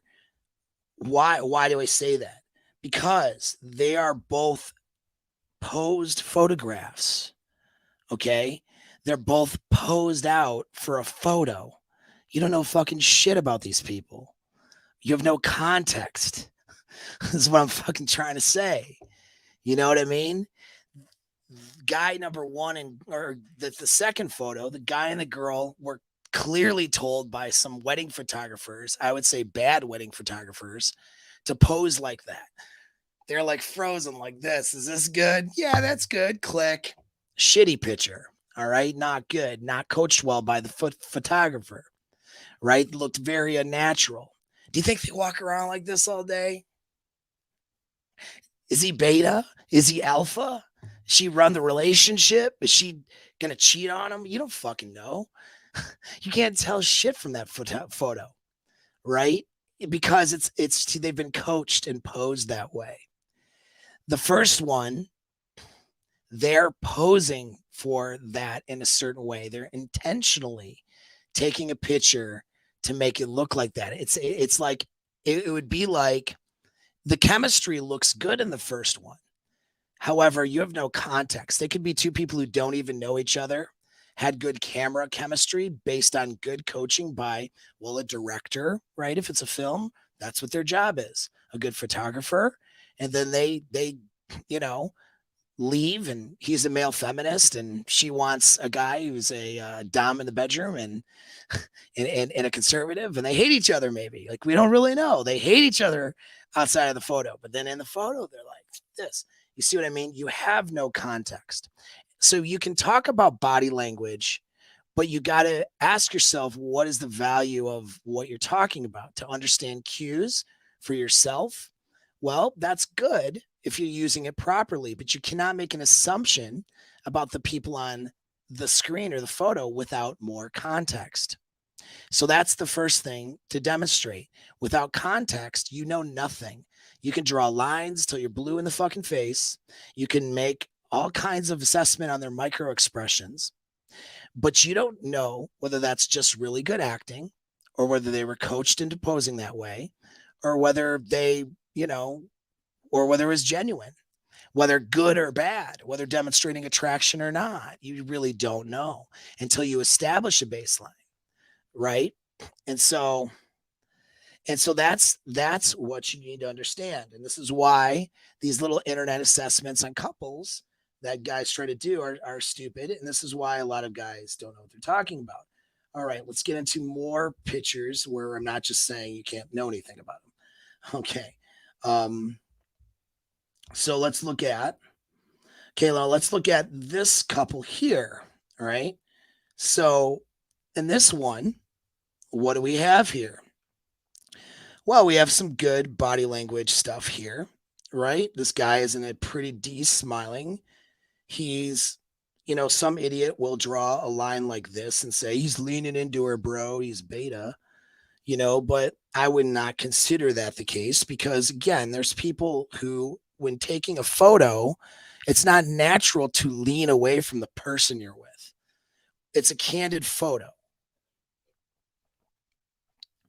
Come on, guys, get together, get together for the photo. Everyone just sort of gets nuzzles in together. See what I'm saying? Or a camera comes by, oh, hey, you just sort of pose and everybody sandwiches in. Do you think the guy on the outside's beta because he's not leaning away from a group photo or from when they said to lean, hey, do this? You see what I'm saying? Context. The context is important, right? And a baseline. What's this guy's baseline? Well, we're not really sure, but he's kind of doing this thing here, which it could be seen as when more of a mate protection, but there's also differences too between mate guarding. Mate guarding is not necessarily a beta trait. I know I just killed some more sacred cows with that one because are you going to tell me when a gorilla beats the crap out of another gorilla to keep him away from his mates that guy's a beta? He was mate guarding, right? Is that beta? No, it's not. So, and mate guarding is not even unattractive. It depends on how it's done. There's a level of girls wanting to be claimed by a guy, and there's a level of girls wanting to know that their guy would do violence if necessary to protect her. And so some of the alpha males will show body language things of a protective, but it's not necessarily guarding.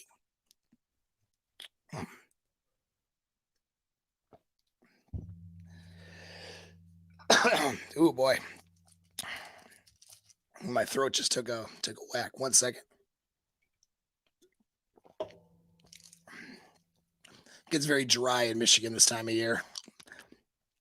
So I take a toll on my throat if I'm talking all day in consults and then I try to talk to you guys on a show.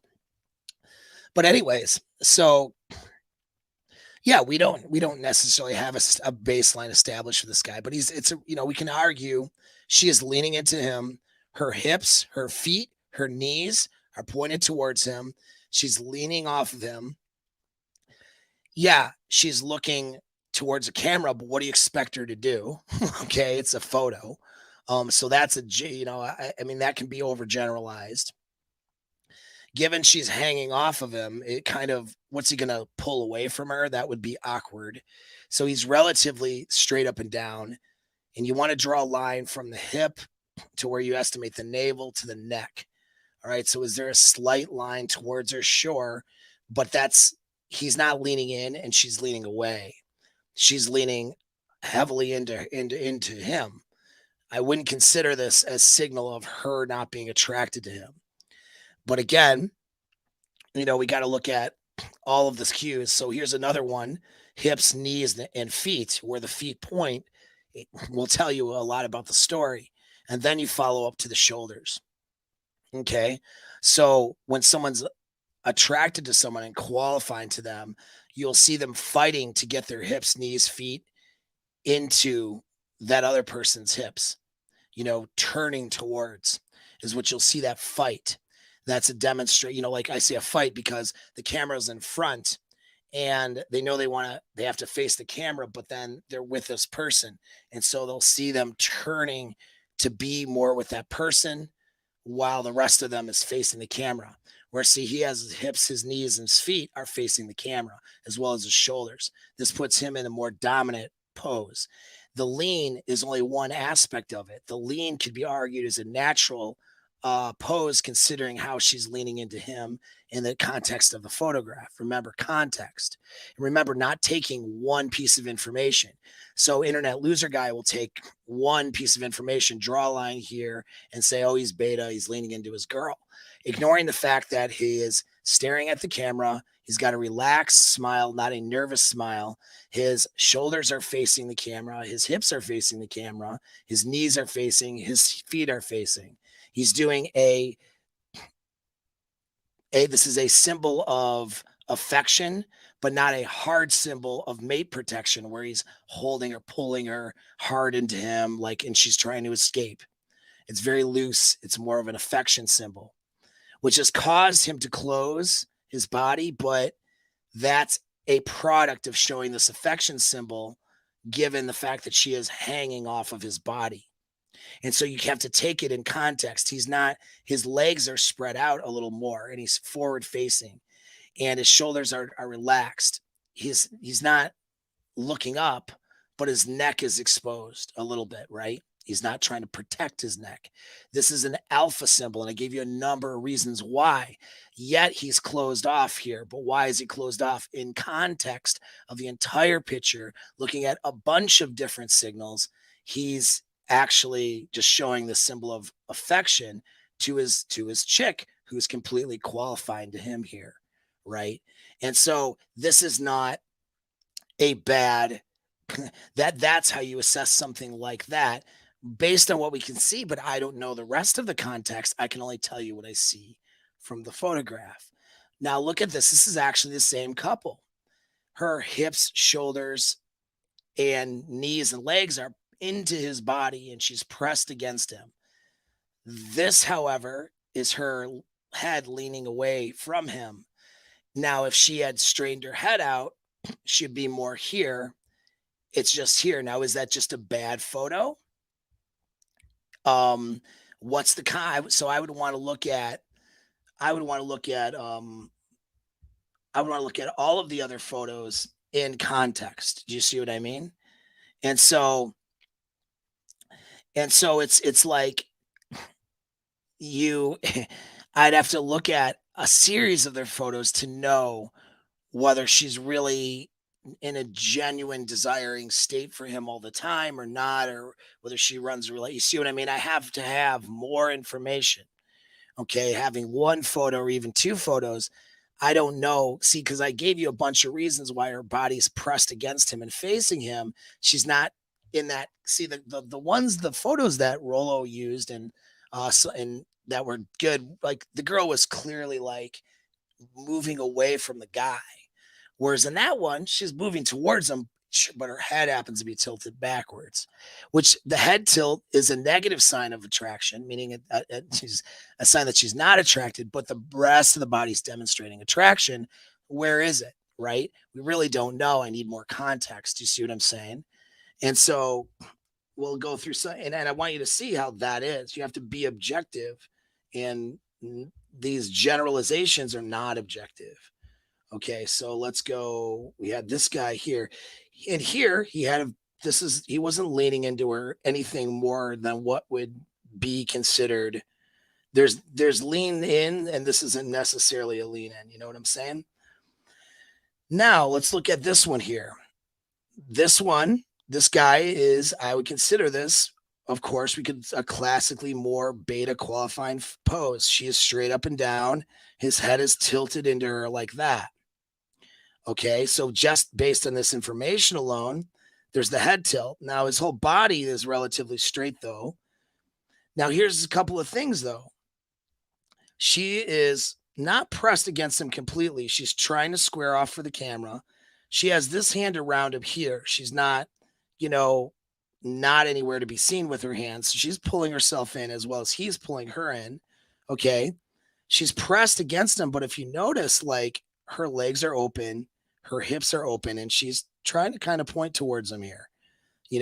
She's balancing out between, and this is some guy, he's a comedian, I guess. He's like on Instagram. These are all public photos. I just pulled public photos. I don't know who these people are. But anyways, so I got to wonder, okay, why is his head tilt here? Is he really beta-tized by this chick?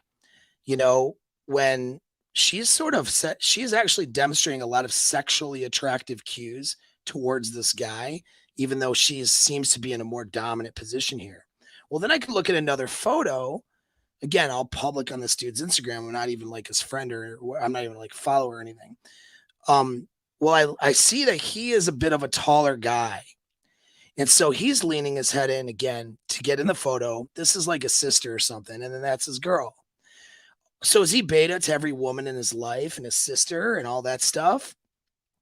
I wouldn't say so. When I start going through a bunch of his photos, what I end up finding is that he tilts his head like that all the time for photos. The guy is a taller guy. And so what you'll find with guys that are taller, they tend to try to tilt and lean, and they do this on the smaller person. And it's a social, it's a habitual behavior. It's not them trying to be beta to this other person or qualify. It's not social conditioning in the same way of being blue pilled. And if he was standing with a smaller guy, he would do the same thing, because standing with his sister, the guy's like this, because being taller, instead of being out of the shot of the photo, you know what I mean, and everybody else here, he's wanting to do that. And he probably learned to do that a long time ago, was coached to do that maybe, and then has been doing that. So a lot of tall people will hunch naturally in photos. It's not because they're weak, it's because they're tall. They're tall people, and they want to to sort of be in this photo with this person, not be like, oh, fuck you, I'm way over here. You see what I mean? And so when you're bigger than someone too, you know what I mean? You tend to just sort of tilt a little bit so that you're not just this guy off in the background, And so these are things, these are things people do for photography. All right. That doesn't mean that the dude's a beta. Could he be a beta though? He could be. I don't know. I don't have enough info from that photo. You can't just draw a line. But I did demonstrate and tell you some counter evidence, though it says maybe he's not.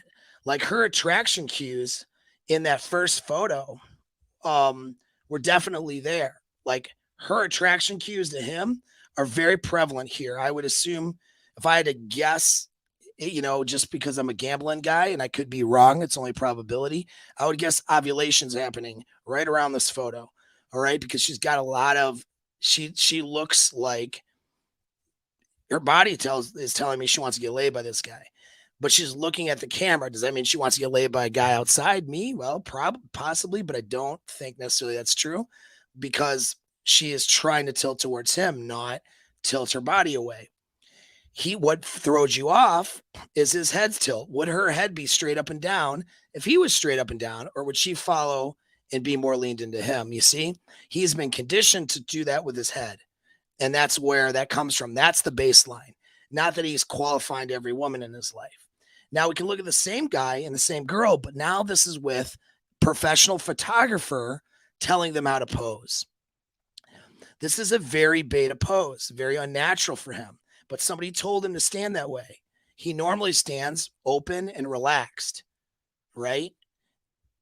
This little hand in the pocket is, whatever, but he's still open and relaxed. And in here, this is like very closed, protecting. This is where the social conditioning steps in, where the photographer says, this is a good look for you. And really it weakens his look. And he's taller, but look what happened. He was brought to sit down on this thing. And then she's put above him, you see? So she is positioned by the photographer to be above him. She's looking outward. She is flaring her elbow and turning. Although you see her knees, her feet, her hips are still facing him, which is a sign of attraction and qualification to him. She's been coached to stand this way, which will throw off your assessment, right? Her body even wants to lean into him a little bit, but she's being coached to be straight up and down. So she could actually be very attracted to this dude, but we're getting a lot of contradictory signals because someone coached her to stand this way and then coached him to get lower, sit on this thing instead of stand up straight. If he stood up straight, he'd be towering over her, right? He'd be taller, and to kind of give this weaker look to him. So someone said, some marketing person, we need to give you a weaker look, or whatever, Mr. Comedian guy, because I think he's a comedian, and they told him to pose this way. But does that mean he's beta in real life, or does that mean he's alpha? I can't tell you. I got a lot more tells than saying that this guy here isn't this guy here. You know what I'm saying? What about this one? It's it's a photo shoot. Now here's the thing. they're being coached in this position. Do you think the photographer is thinking about, dominance and submissiveness and sexual marketplace stuff and the photographer doesn't know any of this. They're just doing what he thinks is look good. But now look what we have here. He's straight up and down. We know he tilts his head naturally towards people. So the fact that his head's like that, but how else is he supposed to look? He's looking down at his partner. He's here. Her arms are wrapped around his leg. Look at, although she's sitting here, it's almost like her shoulders, it's almost like she wants to spin around and sort of grab this dude, right? She's looking at him. Okay. Now she was told to sit this way. Maybe she's not attracted to him, whatever. But I'm seeing a lot of micro expressions from this blonde here that she's actually into her guy. Can't tell here because she's separated. When you start looking at hips, knees, feet, those are tells here. Even though she's been told to stand this way, I got to consider, is her breast touching him in that way? And all that, is that intentional, or is she posed that way, right? And so she was posed in these ways, but I can tell from a bunch of micro expressions, especially this look here, that she may actually be attracted to this guy, may want to have this dude's babies, even though he's been told to pose in a few ways that were relatively beta. This is a lot less beta, of course, than that. Okay, a lot less. This is definitely a stronger pose than that. But somebody said, let's weaken your look here. They didn't say that consciously, but that's what they ended up doing. So let's keep going. And so as you can see, context matters, doesn't it? Context.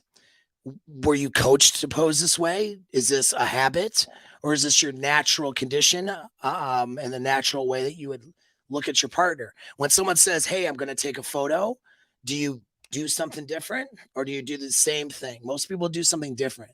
How are they interacting in the environment without a photo being an issue, right? That these things all matter. Baseline. Okay, he's used to tilting his head. He didn't tilt his head so much here, but again, he's coached into this pose. The photographer will say, tilt your head. Okay, smile, close your lips, look like this, whatever, right? And so you don't know, because you got to consider context, and then don't take your personal biases and put them in there either, right? Let's look at now some other bad assessments. Let's look at this one. All right, this dude's Thor, big long last name. All right. Forgot his last name's long. He's a strongman guy, played in Game of Thrones, has his little fitness chick. Anyway, this is I did not draw this or write this. Okay, this is just something I found on the internet. So somebody, one of these cool game guys or whatever, is saying, oh, he's beta, he's weak because look, he's leaning into her and she's leaning away. Well, first of all, he's not even drawing the fucking line right, because it's like she has pressed her body against him. She's not leaning away. This is actually wrong. Okay, so this is a fucking stupid wrong. Stupid wrong. I'm bad at game. I'm not a body language expert. I don't know what I'm talking about. Wrong. Okay. So I don't know if I was clear enough. This is fucking dumb and this is wrong. So am I clear now? This is actually bullshit wrong. Why do I say that? Because dumb fuck here, who doesn't know anything, who wrote this, isn't looking at her shoulders, her hips, her knees, where her feet are at. That's what determines the line and whether she's facing and qualifying to this person. She's not pulling away from him and opening up her stance. She's closing her stance off to the public, right? And looking here. And then her face is naturally relaxed, looking at a camera. She's not leaning outward, looking outward. All right. Now, he's doing this little goofy pose here. You're going to notice, because this guy is a gigantic human being, he does this lean into everybody when he takes a picture because he's fucking huge, right? So this line, this is normal for him. This has been something that's conditioned. Does that mean he's weak and that his girl thinks he's weak? No, that's bullshit. Okay, Nostradamus of the sexual marketplace and Twitter, you are wrong again. All right, because you can't assess that, because this guy is almost 7 feet tall in a huge guy. And this is how he's had to learn how to pose. So when you look at a baseline, you see he does this a lot. You know what I mean? When, and this is a putting the arm around somebody is not necessarily a beta move, even though it could be a mate guarding move. This is something a lot of alphas do when they're just being protective. There's protectant from harm and danger, not just keeping your girl from running off and banging another dude. Okay, those are two elements here. If you're only looking at your biases because you are super red pill and you think you know what you're talking about, then you're going to miss a lot of things and be wrong a lot. And you'll translate the wrongness of how wrong you are into your dating life and your relationships, and you'll be an idiot and you'll lose good girls, or you'll screw it up with women, right? This position right here, the only reason she's out is because she is so pressed against his body that her body has to kind of do that. But even if you look at it, this is not a correct line. The line you got to draw from the neck to her belly button, and it's a little bit more straight up and down like this, because it's more straight than what he's sort of drawing there, right? And the reason why is because he's looking at it two-dimensionally, but there's three dimensions here, and her body is turned towards. If you could get sideways to him and draw a line, it would be more straight. If that makes any sense. She's not like, she is curved and pressed. Her legs are wrapped practically around his fucking big ass monster leg. All right. So for this is an example of what I mean. I'm an idiot. I draw lines on the internet because I'm not a body language expert. Now, some could say this is her pushing away, like, or whatever, but her body isn't trying to escape him. So that would be wrong again. Okay. Just the hand here doesn't necessarily mean she's pushing or guarding away from her partner. It can mean that when the rest of the body is demonstrating that, but that's not what this means here. Okay. Because she's turning towards him mostly in most of her body. All right. And so, if anything, this arm could also be a demonstration of her closing herself up from other sexual opportunities. All right. So, hopefully, you guys are seeing when I start bringing details into the picture as an actual person who's an expert at this shit, you can see that drawing a stupid line like that isn't telling the full story, out of context and so on. Let's keep going. I didn't do lines on these, okay, because it's whatever. But let's look at this. Again, he tends to sort of do this, and I will tell you from as a guy who's also a bigger guy, but not nearly as big as this guy, you tend to like you tend to cock your head a little bit, in order to soften your look. I've learned to do that. And I do that in photos because I will look like a fucking scary person if I don't. I have very intense eyes. My eyes can be pretty big. And if I have just an intense look on my face, like I have, an intense face. Okay. If I don't throw in a little smile, and sometimes, like, see how my eyebrows just did that for a second? If I don't throw that in every now and then, I will come across as an angry, combative person. I will send threat signals to everybody. Right now, my head is tilted as I'm talking to you because I'm being an empathetic lecturer and listener to you guys. If I was dead on the camera, which is hard for me to do here, but if I was dead on the camera and just staring at you like this and talking like this, you see what I'm saying? This could be pretty intense. I mean, I don't know, man. I'd be uncomfortable talking to myself like this for very long. All right.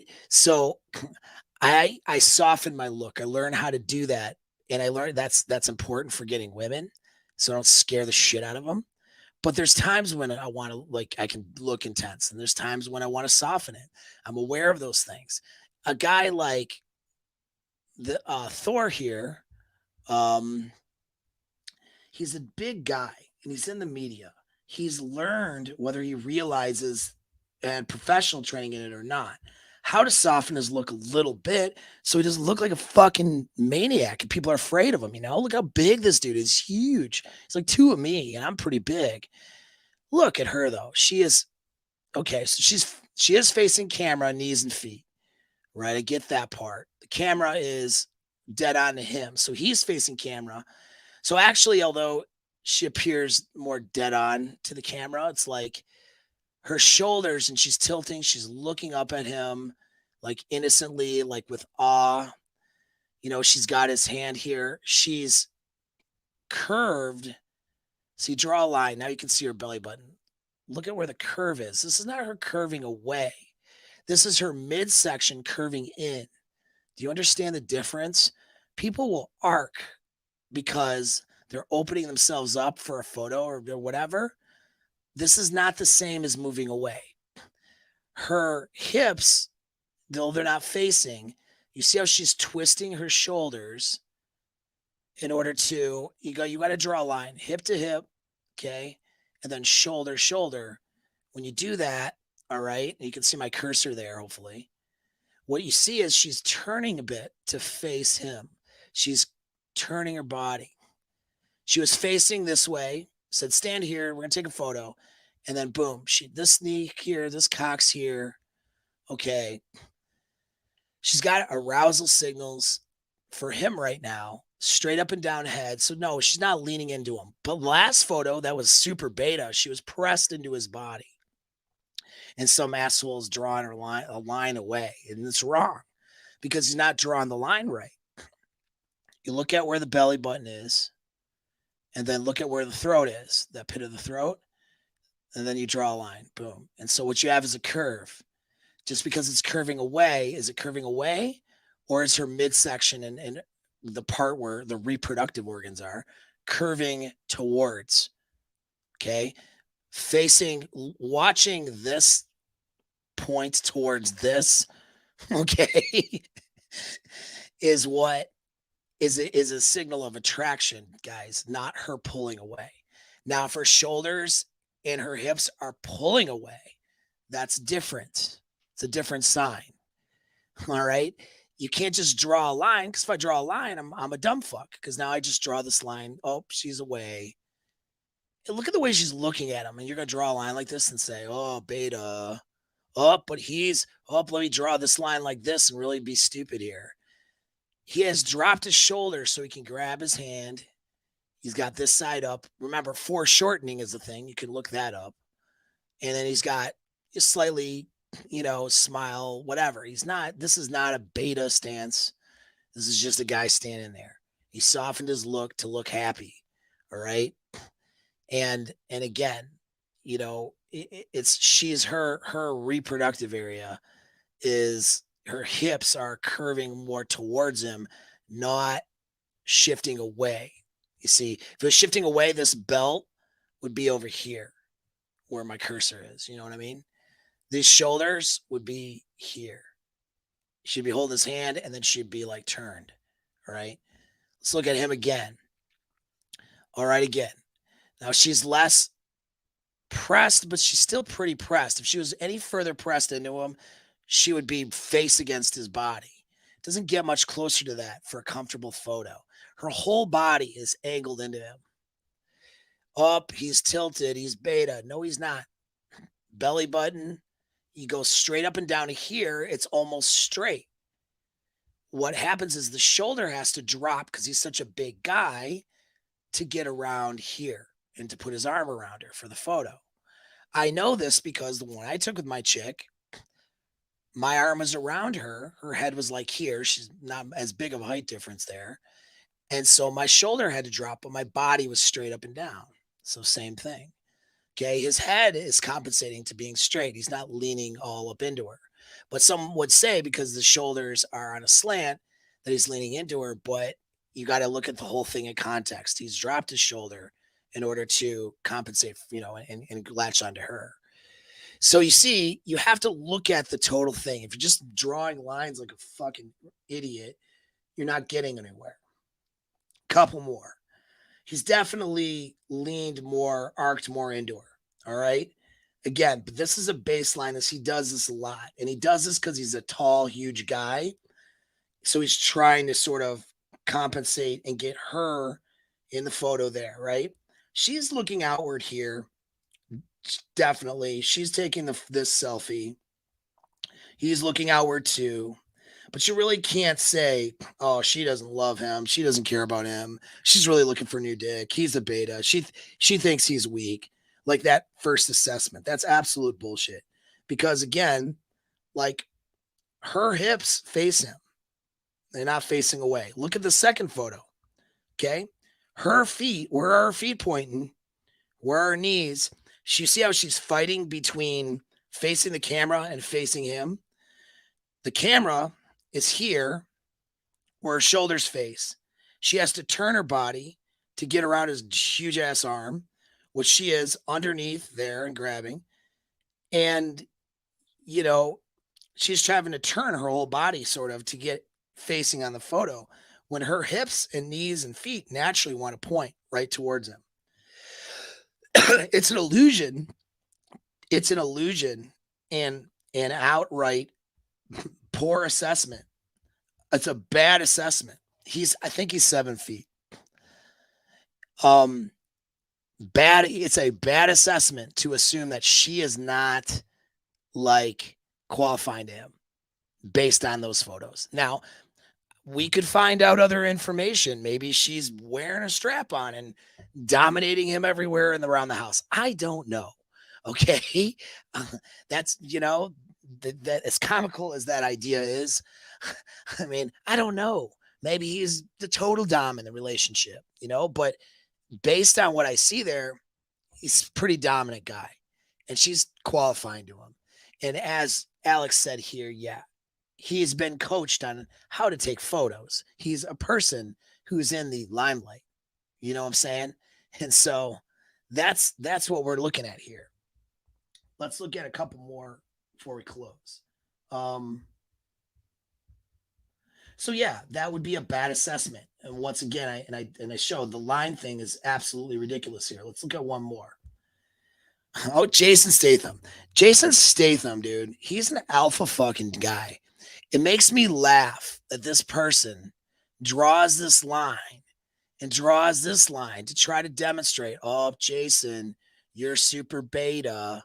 Look how beta you are here, leaning into your girl. It's like, this is not the only data point. His face couldn't be more aggressive to begin with. Okay. He's got an aggressive face, very alpha posture, a lot.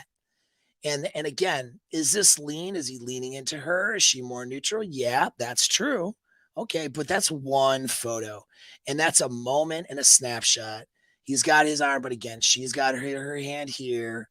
You know what I mean? She's pretty neutral, but she's a trained model actress person, right?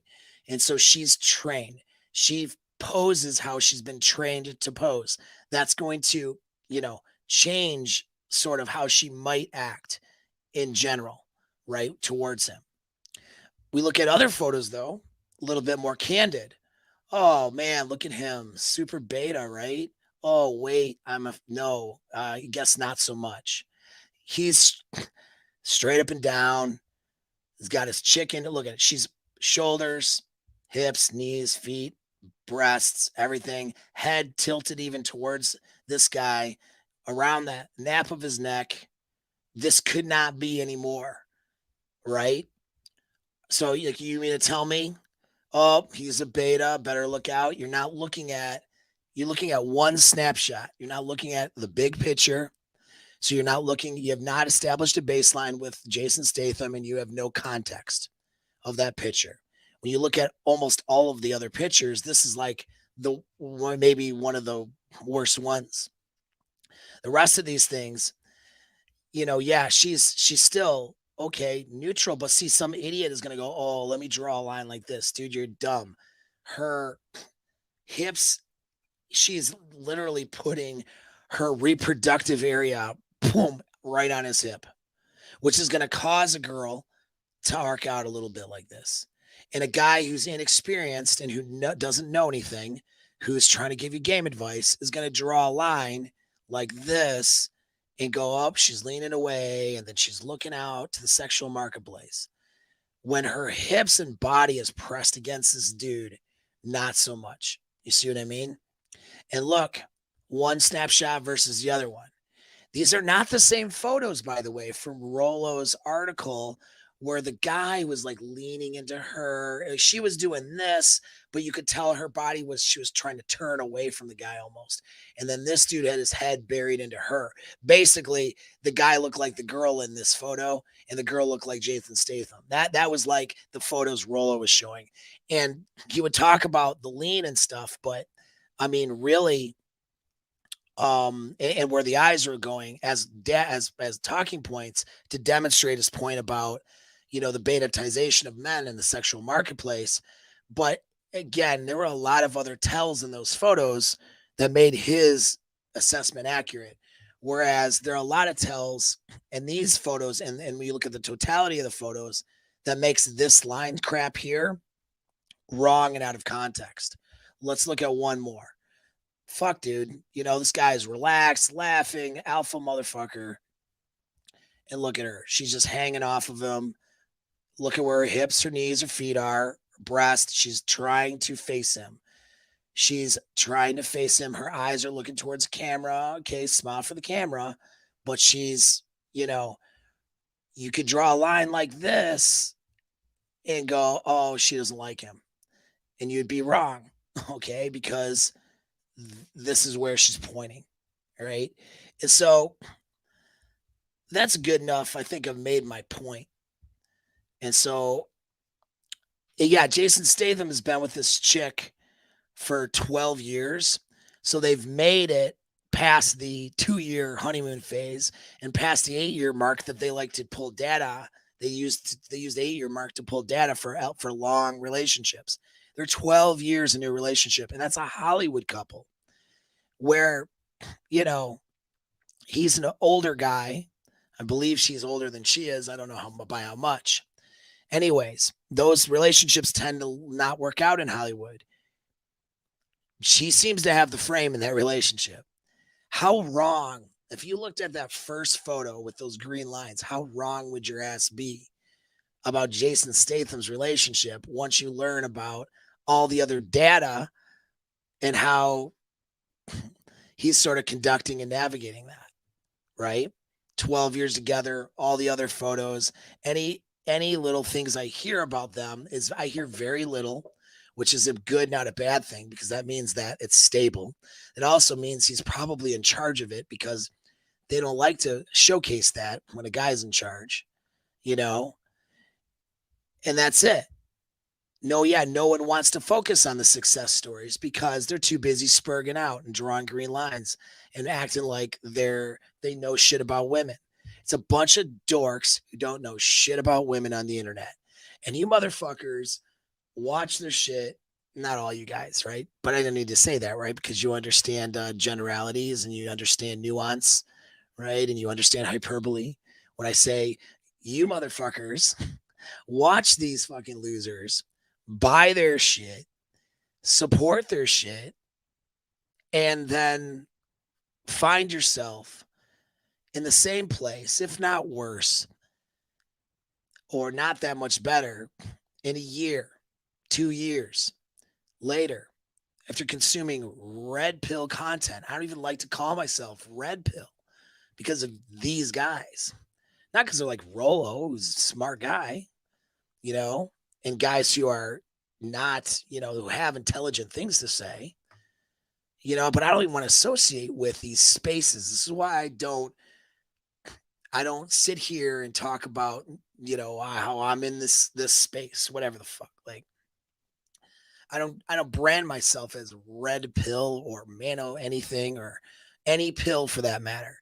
Not because I'm not like red pill with my ideas. If depending on whose ideas you're looking at, not because I don't, support that content, certain content creators, but it's because all of the stuff has gotten so stupid and you guys are following such bad advice that I can't even in good conscience consider myself like in my brand and what I do, a part of that.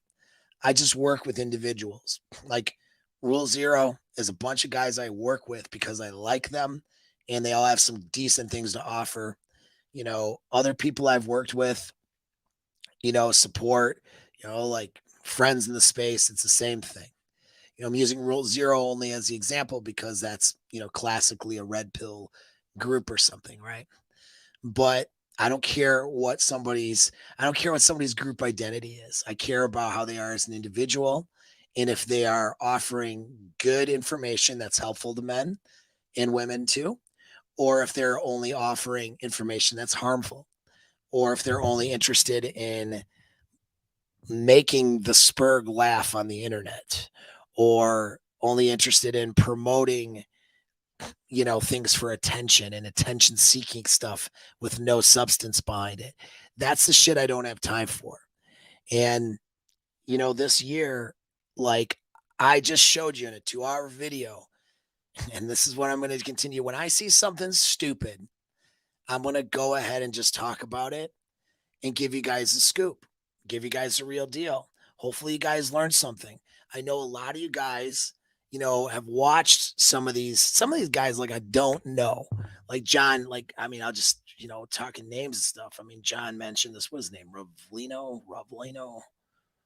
He's actually, I think I actually don't know what his deal. I've heard of his name, but I don't care because see, I don't grift of other people's shit. I have my own shit and it's good. And I don't need to go to a non-expert to learn about how to be an expert in something I'm already an expert in.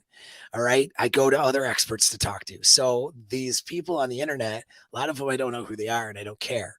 And that being said, it's not an attack on any one person, but if your ideas are dumb and you're a content creator, be fucking warned, dude. Because if it's something I'm an expert in, I'm going to talk about it and you're going to lose because I know what I'm talking about. And when people watch somebody who knows what they're talking about and then they see you who doesn't know what they're talking about, unless there's sort of that guy I described in the beginning of the video who is really socially unaware, has a bad attitude and a lot of arrogance, and isn't interested in improving himself, everybody else, even people who might have some struggles and be a little confused on what to listen to, when they hear from the expert what is the right information, because not just because that person's an authority, but because the argument makes sense and fits with the data, right? And the results that you could actually get, right? Then they're not going to pay attention to your stupid ideas and your grifting things. So, like, that's it. I mean, that's it. So, somebody took this body language stuff way out of context and they're not experts in body language and they've not done the homework, dude. There's homework you can do. You can look things up but it's more, there's a motive, and the motive is to fuel your biases.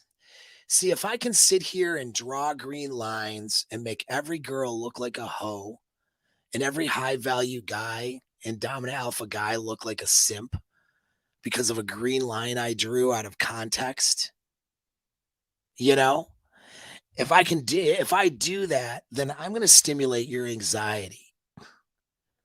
And if I'm here stimulating your anxiety, then you're not going to improve, but you'll watch my shit more.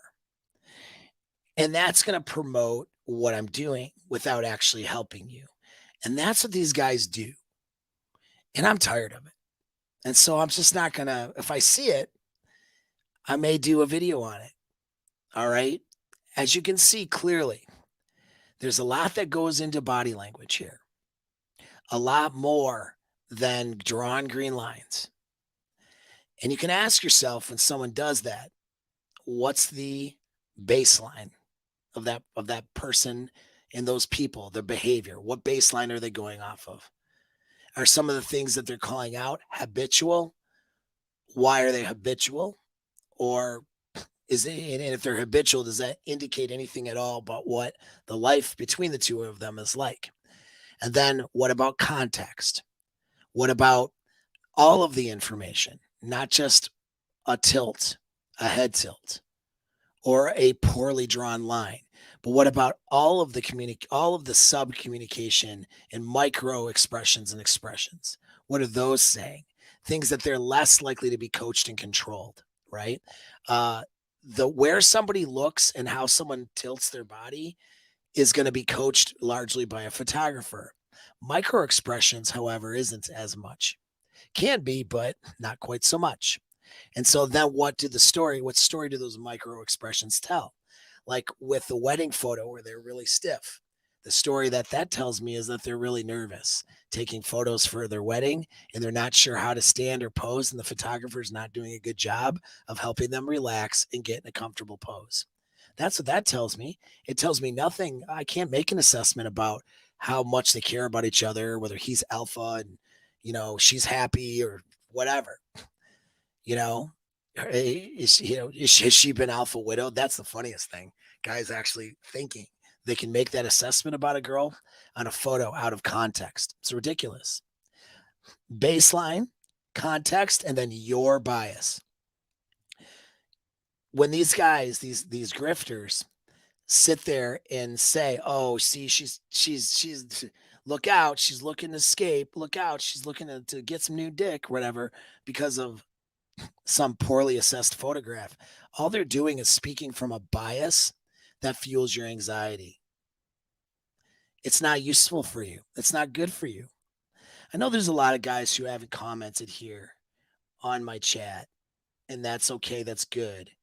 Who are hearing what I'm saying, and you've been guilty of this. You've been following these guys who are been lying to you, and some of you guys have some of the social difficulties I mentioned, like not understanding hyperbole that well or not understanding generalization that well. You know what I mean? And not knowing how to prioritize sexual cues and things that a girl might give you. I know that some of you guys struggle with that. I'm not here to make fun of you. Okay. If you're an arrogant prick who, if you're an arrogant prick who stands by your biases and continues to put out wrong information, then I am going to make fun of you. But the guy that's not saying anything right now, listening and knows that might be him, right? Some of these things, I'm actually here for you to help. Okay. And I'm not going to shit all over you. It's okay. We can that starts, by the way, sense of humor starts with being able to laugh. Laugh at your shortcomings, laugh at yourself, not in a self deprecating way, but just to be like, yeah, I'm a little autistic sometimes and be able to laugh about that is a start, because that's a start to not being autistic anymore. And I don't mean by neurologically compromised, but I mean in the behaviors, right? That's a start of being able to fix some of these things, is being able to laugh at your own bullshit. I've made so many mistakes in my life and I laugh at them, because it puts things in perspective. It's not that serious. I'm not this horrible failure of a person because of my mistakes, and I can fix them, right? And so these are important things. And this is what I'm here to do with you guys. All right. And not promote this bullshit that these other people are doing. And so hopefully you guys will respect that and like my stuff, share it. Okay. And hopefully I can help you more in the future. So that's it. Thanks for listening. I got other stuff. I didn't see any supers, so I'm not gonna go too far in the chats because it's been 2 hours already. But yeah, jump in the link and hopefully I'll see you in my course next month. Let's talk about boundaries and let's talk about some actionable things. Really, any questions you guys might have. And it doesn't matter if you're where you're at, dating market, whatever. I can at least give you some personal help at a lot lower price anyway than it might cost to get me in a 101. All right, cool. Let's make it a good week. I'll probably talk to you tomorrow or the next day.